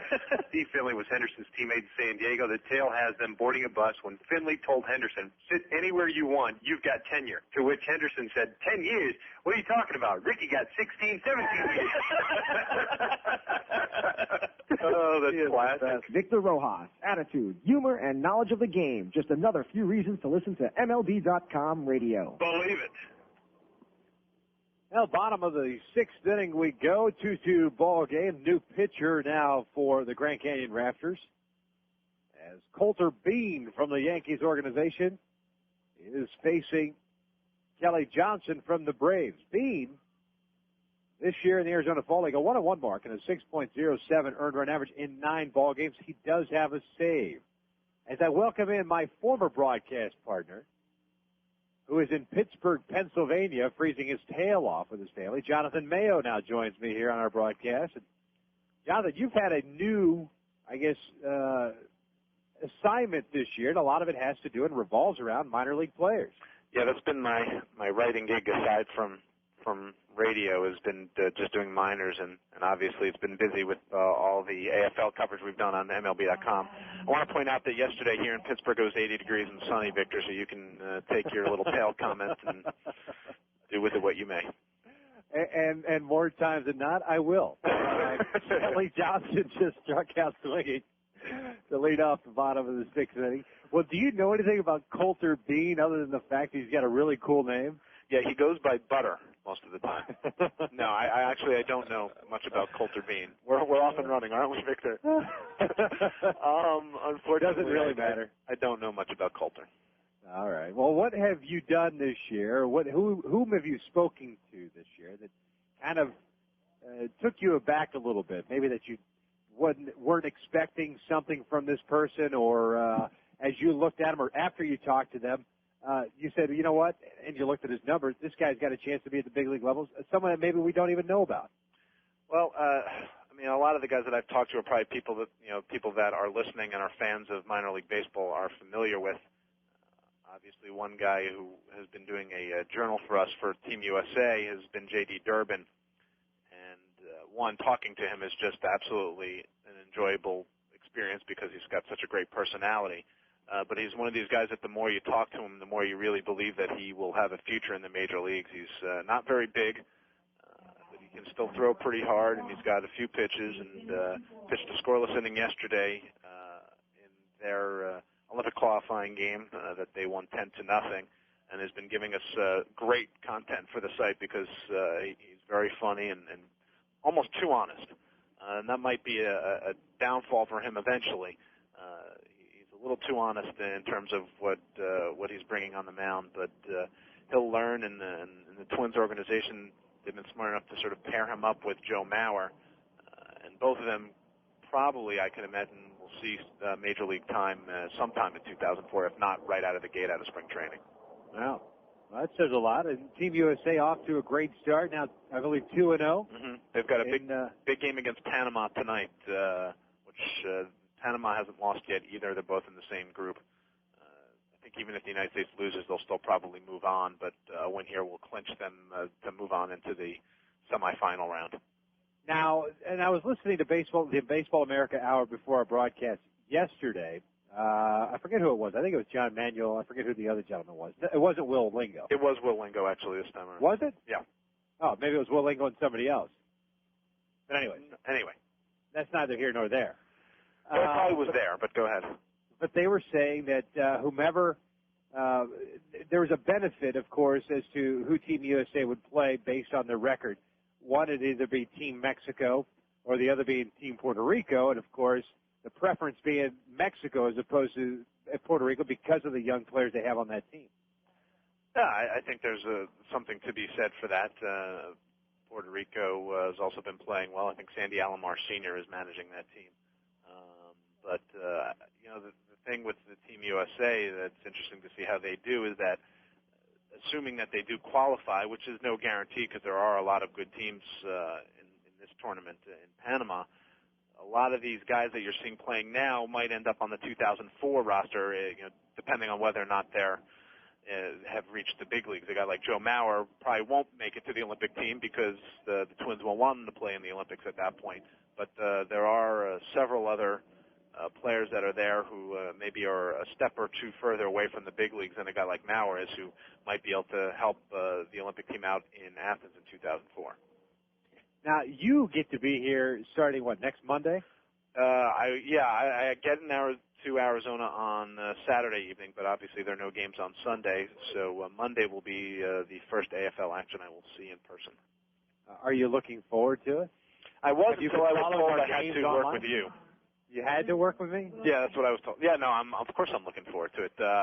We've been doing a lot of AFL coverage over the last several years, and even before I was doing the minor leagues almost exclusively, I did a bunch of fall league stories every year, and our coverage gets bigger and bigger every year. So I'm glad that I'm finally able to get out there and see it in person, just to see the level of play and see some of these names that I've heard and talked about over the last couple of years, and of course to work with you, Victor. I would absolutely go to all corners of the earth. It's an honor and a pleasure. Well, one of those anyway. Are you sticking around through the championship game? Yep, I will be there until the end of the season, including that all-important championship game. So we might actually have a three-man booth for the championship game. I'll bring my headset just in case. This is almost a Monday Night Football affair. I'll work on my my Dennis Miller lines if that'll help. That'd be fantastic. Yeah. I'm sure our listeners would enjoy it. And let's get everybody up to speed as to what's happening here, because our time together is quickly winding down, I should say. There's 2 outs now in the bottom of the 6th inning. Okay. 2 strikeouts by Coulter Bean. And a stolen base. Now he's issued a walk to Chris Wilkin. The runner's at first and second base. 2 outs for Brendan Harris. You know anything about Brendan Harris? I do. First of all, he's writing a journal for us. Okay. Second of all, he is a fairly highly touted infielder in the Cubs system. The 2 guys in the Cubs system that are in the AFL that generate the most excitement are Harris and of course, Jason Dubois, who is leading the AFL in home runs and runs batted in currently. Those are the 2 guys that are the most exciting in the system offensively. In fact, when Mark Rizalonic got hurt earlier in the year, there was some talk that Brendan Harris might be brought up to fill in, but they decided to leave him down. He was just in Double-A. But he can play a couple of different positions, but the second will probably be his home once he reaches the big leagues.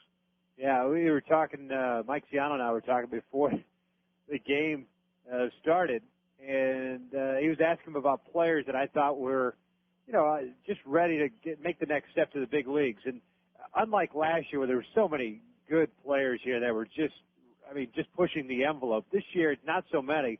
One, of course, one you just mentioned, Jason Du Bois, who's having a very fine offensive season down here. And a guy I think that could be up there, maybe not next year, but certainly the year after. I think it would depend on what the Cubs want to do. He might be ready to fill a sort of fourth outfielder role, but they may want him to play every day, and send him to Iowa for a year rather than have him sit on the bench watching Corey Patterson, Moises Alou, and Sammy Sosa play. They're pretty set in the outfield, assuming everybody's healthy, so they may want him to get the repetitions. But he's pretty close, and they almost lost him last year in the Rule 5 draft, but he was returned to them. Right. He's a pretty good player. He can swing the sticks a little bit. One guy that I keep saying from a pitching standpoint, and did I tell you what a good-looking crowd we have here today in Mesa? You did not. Well, I just did. Okay. One guy I think is ready to go from the pitching standpoint is DeJuan Brazelton. Yeah, it does. Obviously he's had a couple of shots at the big leagues before and hasn't been able to stick. But it looks like maybe a light has gone off or something has clicked. At least as far as the fall league season has gone, it remains to be seen whether or not that carries over. But a lot of time, guys, especially pitchers, it takes a little bit longer to develop, and they go to the fall league or they go to winter ball, and something happens where that final piece goes in and they carry it over and they become big leaguers. Even offensively it happens. You look at Ken Harvey, who was on the brink of sort of falling off the prospect radar screen altogether, and he had a huge fall league last year, and he worked that into a regular gig with the Royals, and he stayed there all year. And he had a very good season for the Kansas City Royals. He did indeed. As a matter of fact, he had a very good season last year. He was the MVP. The Joe Black Award winner. Yes, he was. I mean, the numbers he put up were absolutely insane. There are a couple other guys who are putting up good numbers in the AFL who probably will be ready soon. I think David DeJesus showing surprising power with his 5 homers. But other than that, he's a guy who might step in either as a fourth outfielder if Carlos Beltran is still there, or they may just hand him the job, which would not be a fun task if you're David DeJesus to replace Carlos Beltran. But if he's dealt, he might be the first guy who gets a shot at taking his place. Well, you said the operative word, dealt. Well, Brendan Harris just walked, so the bases are juiced with 2 outs here. 2-2 ballgame. There's some drama going on here as Brad Hopp, who went big fly big time, to tie this ballgame up in the 5th inning. So bases juiced, 2 outs, and Brad Hopp the batter. But you were talking about dealt.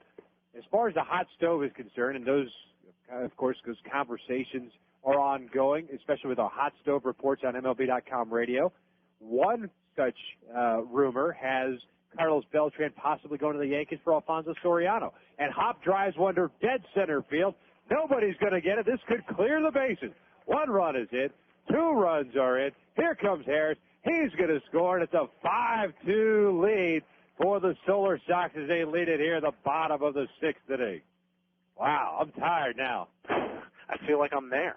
Brad Hopp has really come on in the fall league after starting out completely awfully. He has got a lot of pop. What you're seeing is not an aberration, Victor, in terms of the power potential he has. I know that the Rockies are very excited, especially as he moves up the ladder and gets into the rarefied air in Colorado Springs and then of course, Coors Field. Sure. Now he is 2 for 2 today, a home run, a double. He's got 4 runs batted in. That gives him 17 in the Arizona Fall League. But as far as the deals are concerned, Beltran for Soriano, is that a possibility? It sounds like it's something that maybe both sides would consider. Alberto said that he would only trade Carlos Beltran if they got the right combination of talent in return, and obviously he wants younger, cheaper for now anyway, major league ready talent. Obviously after the year that they had this year, they feel that they may only need a couple of pieces to be competitive. In that AL Central, you don't need a whole lot. So a guy like Soriano might fit the bill, and as far as the Yankees are concerned, there are some who feel that they have soured a little bit on Soriano after the postseason that he had, that maybe pitchers are starting to figure him out. He swings at pretty much anything that's within the vicinity of home plate, and eventually, if he doesn't sort of learn even just a touch of discipline, that is going to hurt him. Still, he's very talented, but the Yankees might be willing to make that swap and then they can move Bernie Williams over to left field, let Beltran play center, and then they could sign a free agent at second base. Well, Jonathan, our time is just about up. Pete Shire just grounded out, so 3 runs in on 2 hits, 1 man left on. Grand Canyon leads it 5-2 as we've played 6 innings. Jonathan, I look forward to seeing you on Monday, big man. I'll see you. Looking forward to it as well. You got it. You're listening to Arizona Fall League action live and exclusively right here on MLB.com radio. Hey, baseball fans. Only MLB.com takes you straight from the ballpark to your computer. So don't miss a second of the action. Check out MLB.com, the only place for live baseball online. Get live games with MLB.tv and game day audio. See live stats with MLB.com's unique game day feature. For fans who just can't get enough of the game, MLB.com, the official site for all things baseball, the #1 site for Major League Baseball fans. I was 0 for 11, and it was the year that we got Johnny Mize, and I'm going to fix my bat up for him. So I'm up there the first time using the bat and pitch it to him high and inside. I duck, I got the ball, hit the bat, line drive, base hit, and I got 199 after that. Relive your fondest memories of Phil Rizzuto and see his Hall of Fame plaque at the Baseball Hall of Fame in Cooperstown, New York. Visit us on the web at baseballhalloffame.org or call 888-HALL-OF-FAME. What's the deal with Freddie Garcia? Mariner pitching coach Brian Price enlightens us. What really happened with Freddie is his ball started to come up and straighten out up in the zone, and he was giving up a lot of extra base hits and home runs, throwing a lot of breaking balls to try to miss bats and things of that nature. Kind of shortened up his arm circle to get the ball down and added a slider and moved him over on the rubber. Probably the biggest thing is that he did for himself was just became more aggressive. The hottest issues in the game. MLB.com radio.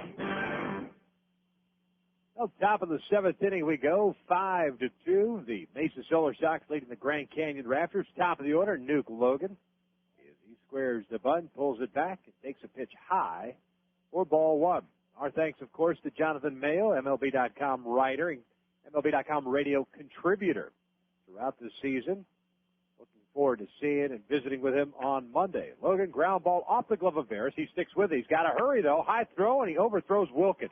That goes off the wall and into the seats, and Nuke Logan will be on at second base.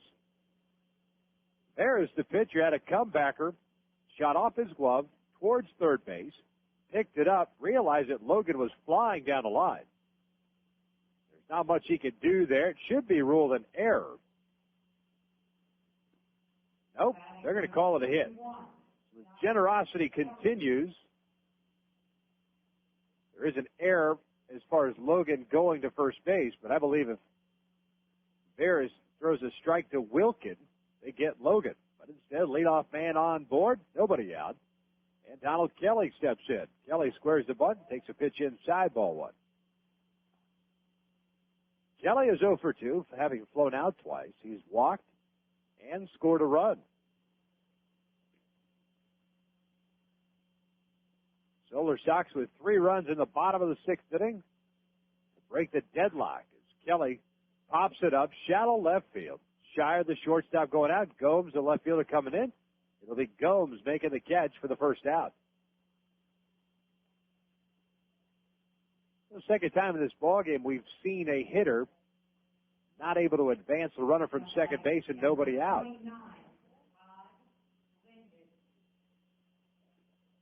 Todd Linden will step up with 1 out and a man on at second base.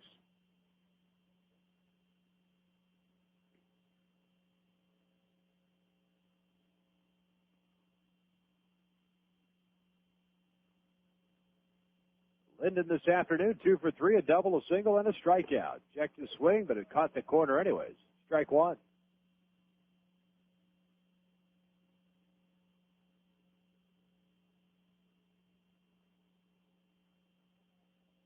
Get you up to speed as to what's going on around Major League Baseball. Chuck Hernandez, the roving minor league pitching instructor for the Tampa Bay Devil Rays, takes over as the pitching coach with the big club.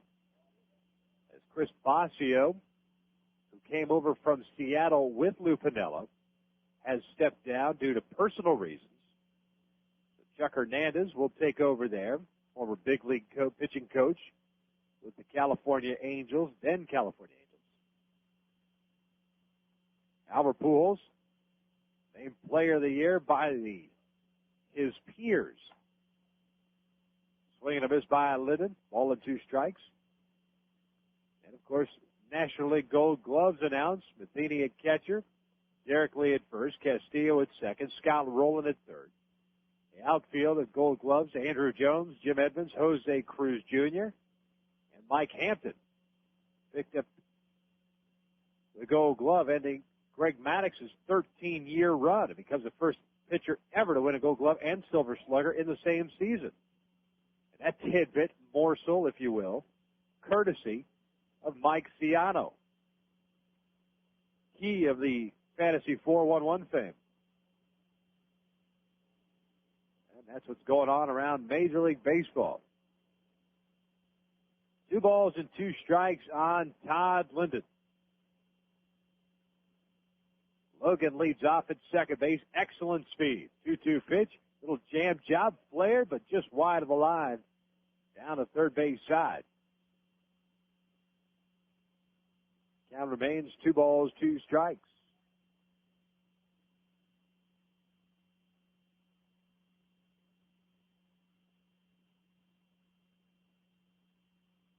One out here in the 7th inning.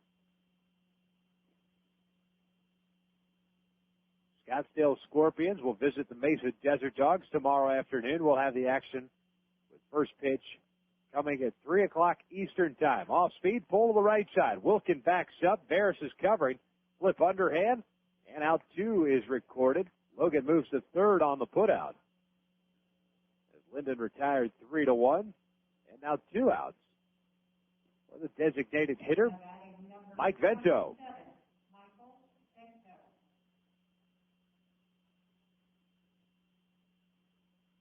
Vento also with a very good afternoon.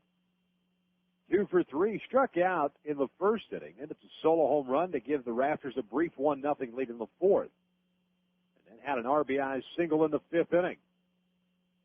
First pitch fastball upstairs, ball 1. Virtually no wind here today in Mesa.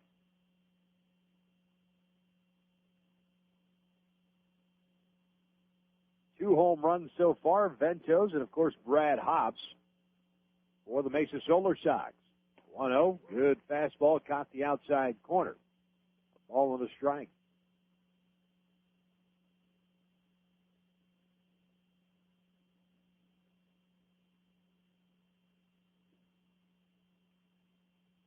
One pitch on the way, curveball low.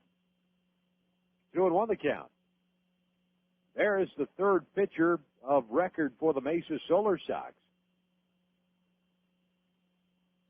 He followed starter John Webb, who went 4 innings, scattered 5 hits, gave up a run. He struck out 5 and walked nobody. 2-1 curveball away. 3-1 now. Josh Fields was his second pitcher. He lasted just an inning. Gave up 2 hits, strikeout, a walk, and a run. Now Jose Veras in his second inning of work, and most likely his last. The right-hander sets, 3-1 pitch, fastball fouled off to the right side and out of play. So full count now, 3 balls, 2 strikes.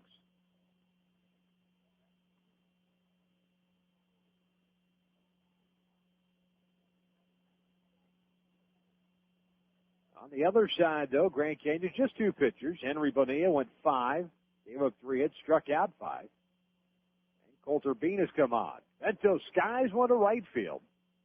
Moving over to his left is Bois near the foul line, shades his eyes, makes the catch for the third out. So nothing doing for Grand Canyon here in their half of the 7th inning. No runs on 1 hit. They do strand a runner. 1 error was committed by the defense. As we hit to the 7th inning stretch, Solar Sox lead it 5-2. You're listening to Arizona Fall League action live on MLB.com radio. Right now, fall is in full color at Kohl's. Kohl's has all the brands your family loves, like Nike, Levi's, Dockers, Mudd, Lee, Oshkosh, and many more. Every size, every color, fully stocked. And with Kohl's great sale prices, you can bundle up without spending a bundle. Plus, you'll enjoy Kohl's hassle-free returns, stroller carts, easy checkouts, and storefront parking. So come on in and see what's new for fall at Kohl's. Kohl's. Shop happy, leave happy. Hey, Cardinals fans, STLCardinals.com is the official website for Cardinals information. Don't miss a second of the action. STLCardinals.com is the only place for live baseball action on the net with game day audio. Watch video highlights of every game with postgame.tv. Heading to the ballpark? Buy tickets to any game and buy the latest Cardinal gear online at the shop. For diehard Cards fans like you, STLCardinals.com, the #1 site for Cardinals fans. Being inducted into the Hall of Fame is the ultimate after you had a successful major league career. Of course, I took 4 years out for World War II. I joined the Navy 2 days after Pearl Harbor, and I'm very proud to be an American and hope I've been a good one. Relive your fondest memories of Bob Feller and see his Hall of Fame plaque at the Baseball Hall of Fame in Cooperstown, New York. For more information, visit us on the web at baseballhalloffame.org or call 888-HALL-OF-FAME. Bases are loaded. There's the hot shot to 11-year-old right fielder Smith. Smith relays the ball to Baker. Baker fires to Ellis. Ellis to Purdy. Purdy to Stearns. And Stearns can cut off mascot. Now that's Teamwork. Just one lesson kids learn through the Baseball Tomorrow Fund. A partnership between Major League Baseball and its players that connects kids with baseball and softball programs worldwide. To learn more, visit baseballtomorrowfund.com. Oh, bottom of the 7th inning we go. 5-2. Mesa Solar Sox leading the Grand Canyon Rafters. Victor Rojas with you from Mesa's Hohokam Park. And a pitching change for the Grand Canyon Rafters. It's the right-hander Merkin Valdez out of the San Francisco Giants organization. The right-hander, 6'3", 200-pounder out of San Cristobal, Dominican Republic. Valdez so far in the Arizona Fall League. No record, no ERA, just his second game.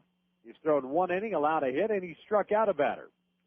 And the first batter is Casey Kapitsky, who fouls off the first pitch he sees for strike 1. Solo runs for each ball club in both the 4th and 5th innings. And in a 2-2 game, and then the bottom of the 6th inning, the Solar Sox scratched out 3 runs to take that 5-2 lead. Kapitsky fouls one off left side.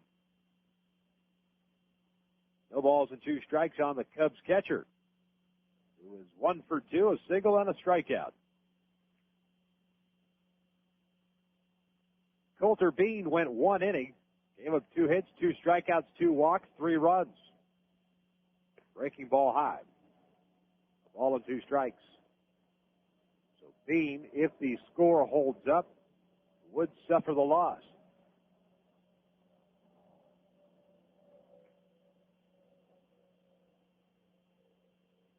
The 1-2 pitch, fastball swung on and missed, and down goes Kapitsky. Second time he has gone down. 8th strikeout in this ball game for Rafters pitchers.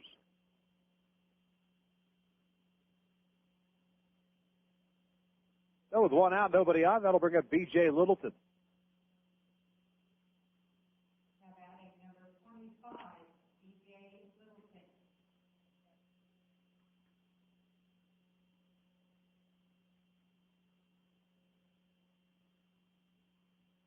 Littleton with very good speed.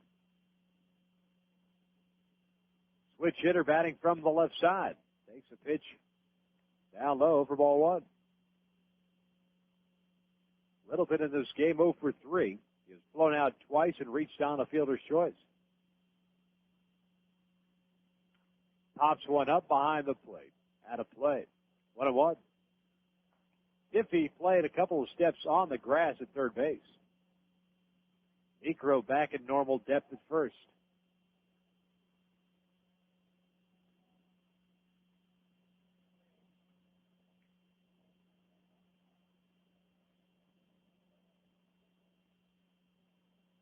The 1-1 pitch, swing and a miss. Good fastball away.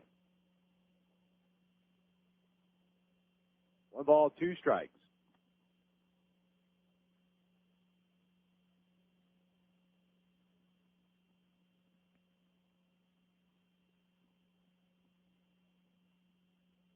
Jiffy moves back, even with the bag now. The 1-2 pitch on the way. Fastball just missed hit. 2-2 the count.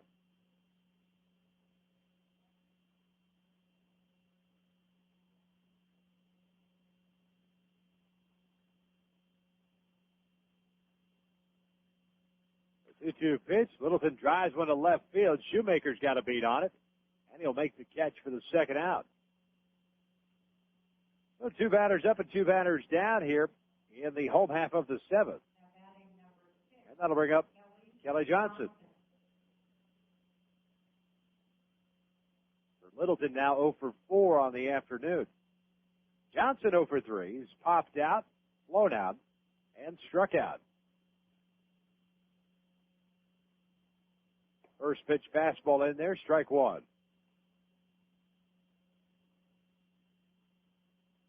Johnson, a left-handed batter from the Atlanta Braves organization, came in hitting .306. The 0-1, swing and a miss. 0-2 now.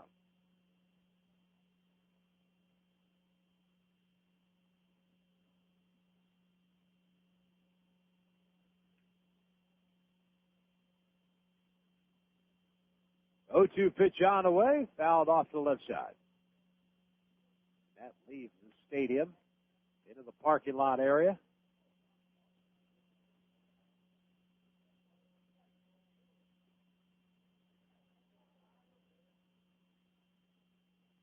Marquin Valdez from the Giants. The right-hander winds. The 0-2. Fastball driven into left field. Shoemaker has got a beat on it. Still coming on. And he'll make the catch for the third out. So an easy inning for Marquin Valdez. He retires the side in order. No runs, no hits, no errors, and no man left on base. We've played 7 innings here in Mesa.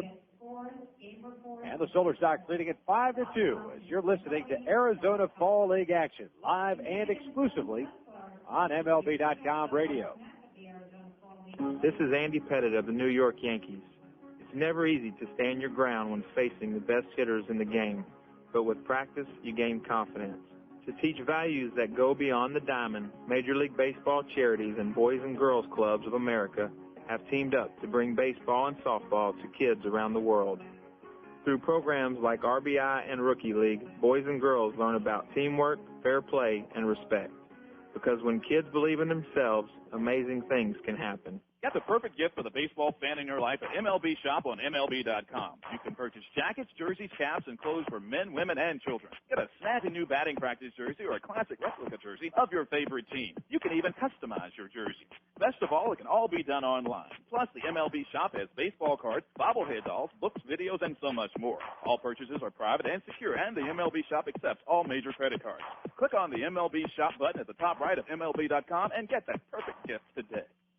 Raven, we've got bandits at 1 o'clock. Fight's on. Engaging now. What kind of person can handle an F-16 dueling in a Mach-speed dogfight? Why, a math teacher, of course, when she's in the National Guard and Reserve. Nearly half of today's military are members of the Guard and Reserve, but they can't do it without their employer support. If you're an employer, visit www.esgr.org and learn how to do your part. After all, their response depends on yours. A public service message from ESGR and the Ad Council. MLB.com radio heats up even as the weather cools down. Join Diamondbacks broadcaster and MLB.com radio contributor Victor Rojas as we bring you Arizona Fall League action. Just because the World Series is over doesn't mean the play stops. Check out some of the best the minor leagues has to offer with prospects like Delman Young, J.D. Durbin, and J.R. House, just steps away from the big time.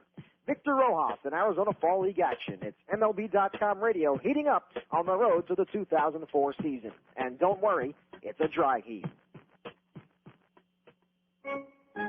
You love the game. You love your team. And you love your friends and family. So to get home safely, you hand off your keys to a sober, designated driver.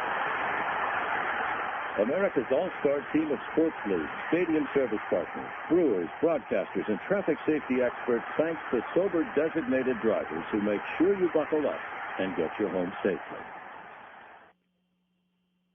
Top of the 8th inning we go. 5-2 Solar Sox leading it. Terry Tippie has just grounded out to the second baseman, Harris, for the first out, and that'll bring up Lance Necro. New pitcher for the Mesa Solar Sox. It's the right-hander out of the Rockies organization, Justin Heisman. Heisman in the Arizona Fall League, no record, a 6.14 ERA in 10 games. 2 saves, 14 2/3 innings, 16 hits, 9 strikeouts, 10 walks. Count is even up at a ball and a strike on Necro. Heisman follows Jose Veras, who went 2 innings, gave up a hit, walked 2 batters, and that's it. Rest goose eggs.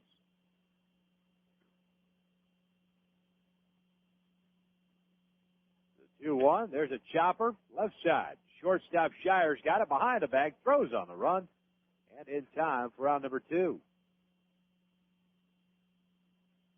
So 2 up and 2 down. That'll bring up Skip Shoemaker.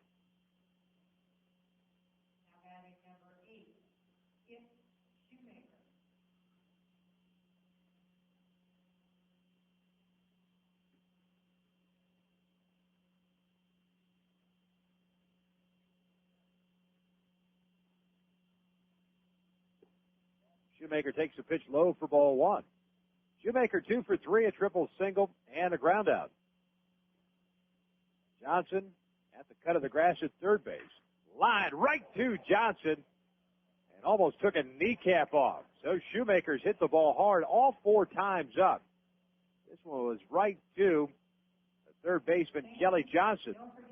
As Heisman comes in, retires the side in order. No runs, no hits, no errors. No man left on base as we head to the bottom of the 8th inning. It's a 5-2 lead for the Mesa Solar Sox as you're listening to Arizona Fall League action live and exclusively on MLB.com radio. I'm Derek Jeter. When I was growing up, my parents and I would go to the schoolyard every weekend and play ball. They teach me how if I practiced and didn't give up, my swing could get better. But if I got in front of the ball and wasn't afraid, I could stop it. But there weren't any shortcuts to becoming a better player. But if I believed in myself, I could do it. Funny, all that time, I thought they were teaching me how to play baseball. Helping your kids find a dream can help keep them off drugs. This message brought to you by Partnership for Drug-Free America. Visit us at drugfreeamerica.org. Avoid going into spring training wondering where the free agents have landed and what your team looks like heading into the 2004 season. Let MLB.com radio keep you informed with our Hot Stove Report. Mainstays Seth Everett, Billy Sample, and Jonathan Mayo bring you the most up-to-date information while they chat with general managers, scouts, and those inside. Just because the World Series is over doesn't mean we stop thinking baseball. The Hot Stove Report, found only at MLB.com radio.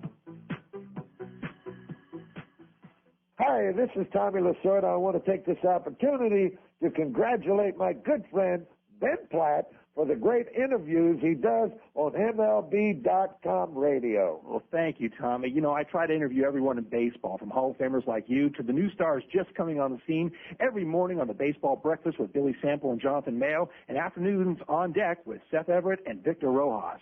Hey, Ben, one thing I don't get is, what's this Benny P stuff? Tommy, it's just a radio nickname they gave me back in the station. Benny P this, Benny P that. You weren't Benny P 10 years ago when you started out covering the Dodgers. I'm one of the few guys that knew you when you were poor. Man, I thought you were going to soil yourself every time you did an interview with me. Man, last year he accused me of starting the Kingman interview, now this. The Benny P interviews, exclusively on MLB.com radio. Benny P, what a joke.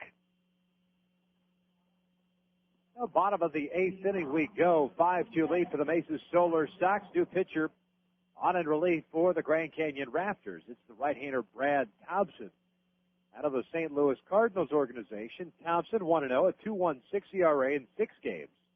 He does have 1 save down here, 8 1/3. 5 hits, 4 strikeouts, 2 walks. As you'll be facing 3, 4, and 5 for the Solar Sox. Gomes gets jammed, little flare towards shallow center field. Back goes the second baseman, Kelly, and he makes the catch for the first out. So 1 pitch, 1 out. Good live fastball in on the hands by Thompson. And that'll bring up Jason DuBois.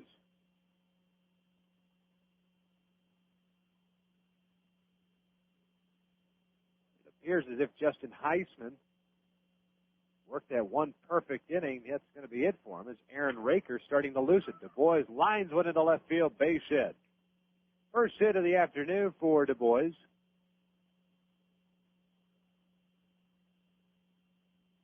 That's base hit number 6 for the Solar Sox. Puts a runner on at first base with one out, and Chris Wilkins, the batter.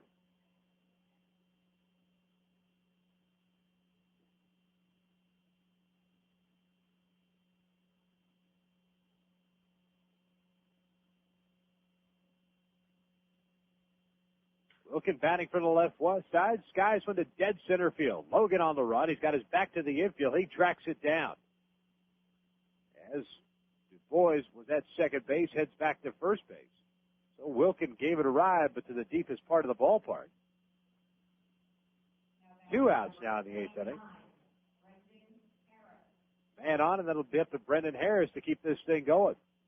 Coming up for the Rafters in the top half of the 9th inning. Due up is Max St. Pierre for Dean Tejada and Nuke Logan, 8-9-1.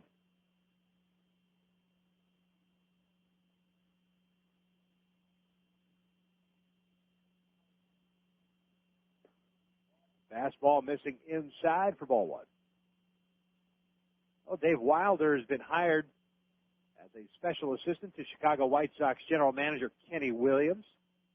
Wilder spent the last 4 years with the Milwaukee Brewers, working as a special assignment scout last season after serving as vice president of player personnel from 2000 to 2002. So he joins the White Sox organization.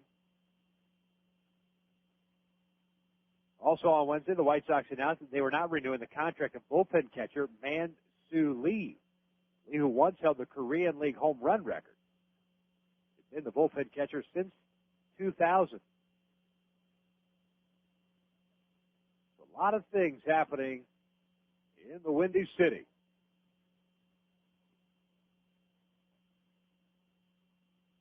Two balls and a strike on Brendan Harris. 0 for 2 today. A strike at a ground out. He's also walked and scored. Right-handed batter, snap throw to first base. Du Bois back safely. Aaron Rakers out of the Orioles organization, ready to go as he makes his way down to the first base dugout. He's already loose. Fastball in there. Strike 2. Brad Hopp would be up, or would come up next, I should say, if Harris can save him an at-bat.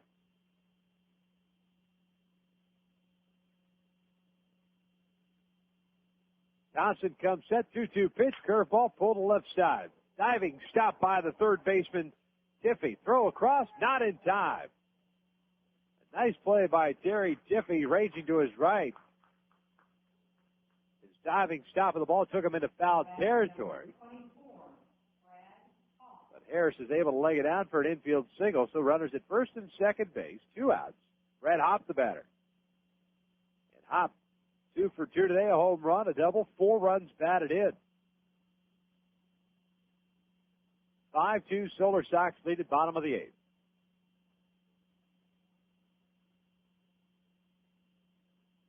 Thompson gets his sign, comes set, first pitch swinging is Hopp and fouls one off the left side out of play.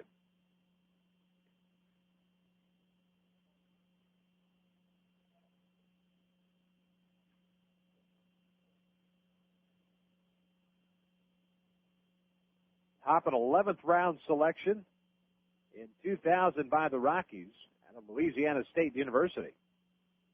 Pretty good power. The 0-1, breaking ball, fouled off. No balls and 2 strikes.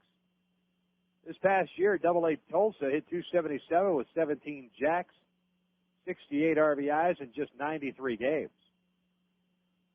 The last 2 years at Asheville and Salem, 22 home runs each. Best RBI total 97 last year. The 0-2 swing and a miss, and down goes Hopp for the third out. So nothing doing for the Solar Sox in their half of the 8th inning. No runs on 2 hits, 2 men left on board. We head to the 9th. 5-2 Solar Sox leading it as you're listening to Arizona Fall League action live and exclusively on MLB.com radio. MLB.com radio heats up even as the weather cools down. Join Diamondbacks broadcaster and MLB.com radio contributor Victor Rojas as we bring you Arizona Fall League action. Just because the World Series is over doesn't mean the play stops. Check out some of the best the minor leagues has to offer with prospects like Delman Young, J.D. Durbin, and J.R. House, just steps away from the big time. Victor Rojas in Arizona Fall League action. It's MLB.com radio heating up on the road to the 2004 season. And don't worry, it's a dry heat. You love the game. You love your team. And you love your friends and family.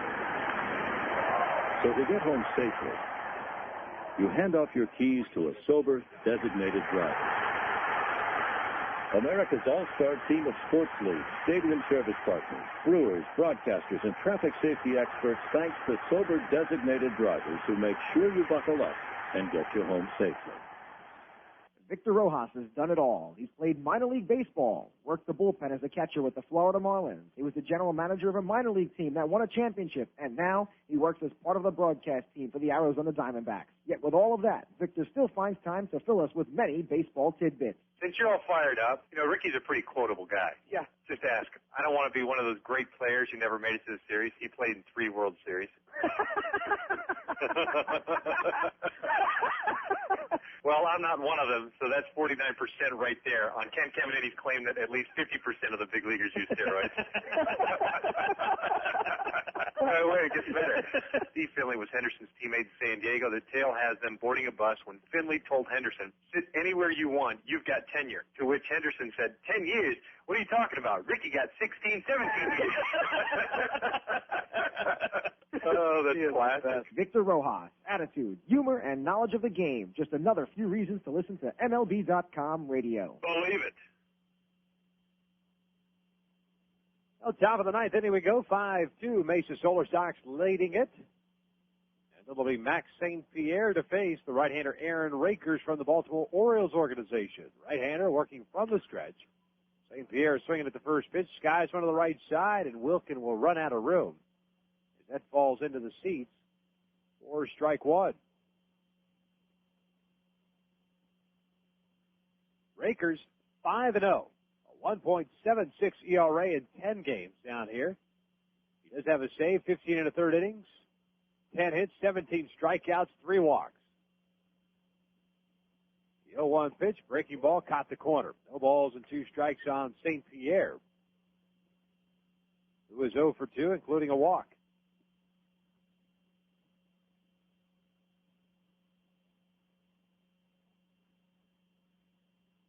Rakers will come set.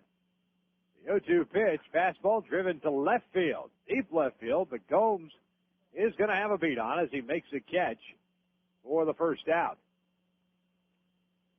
So 1 batter up, 1 batter down. That's 7 in a row retired by Solar Sox pitching. And that'll bring up for Dean Tejada. Tejada from the Yankees organization. Wearing the collar tonight. 0 for 3. Rakers will come set. First pitch, fastball caught the inside part of the plate. Strike one. So be sure to tune us in tomorrow afternoon, 3 o'clock Eastern time, as the Mesa Desert Dogs host the Scottsdale Scorpions. Time is called.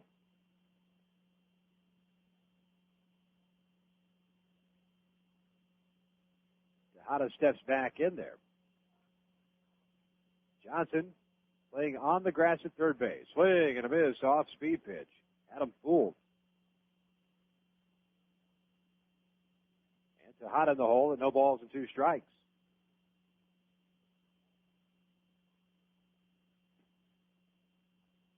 Rakers will come set.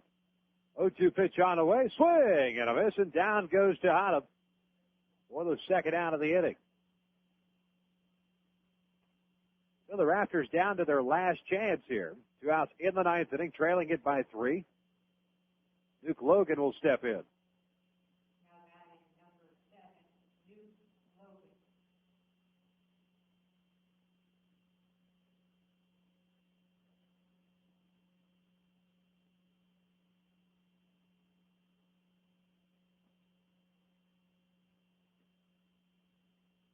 Raker's first pitch is popped up to the left side and out of play. That'll find its way into the seats.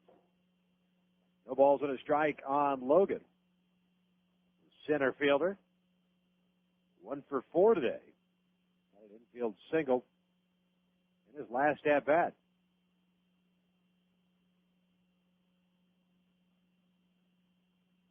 Rakers come set the 0-1. Off speed away. 1 ball, 1 strike. Should the score hold up,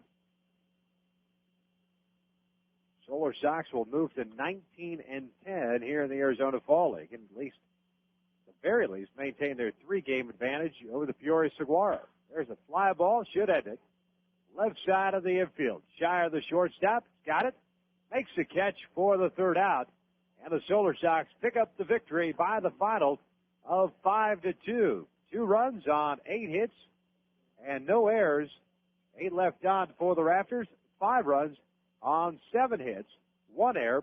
5 left on for the Mesa Solar Sox. Solar Sox now move to 19-10 here in the Arizona Fall League. The Rafters move to 12-16.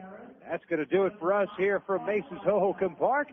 Picking up the victory today will be Jose Veras from the Tampa Bay Devil Rays. Coulter Bean suffers the loss. And as we get ready for tomorrow afternoon's action, 3 o'clock Eastern time as the Mesa Desert Dogs take on the Scottsdale Scorpions. For Dan Gentili back in New York, I'm Victor Rojas. Thanks for tuning in, and we'll talk to you tomorrow.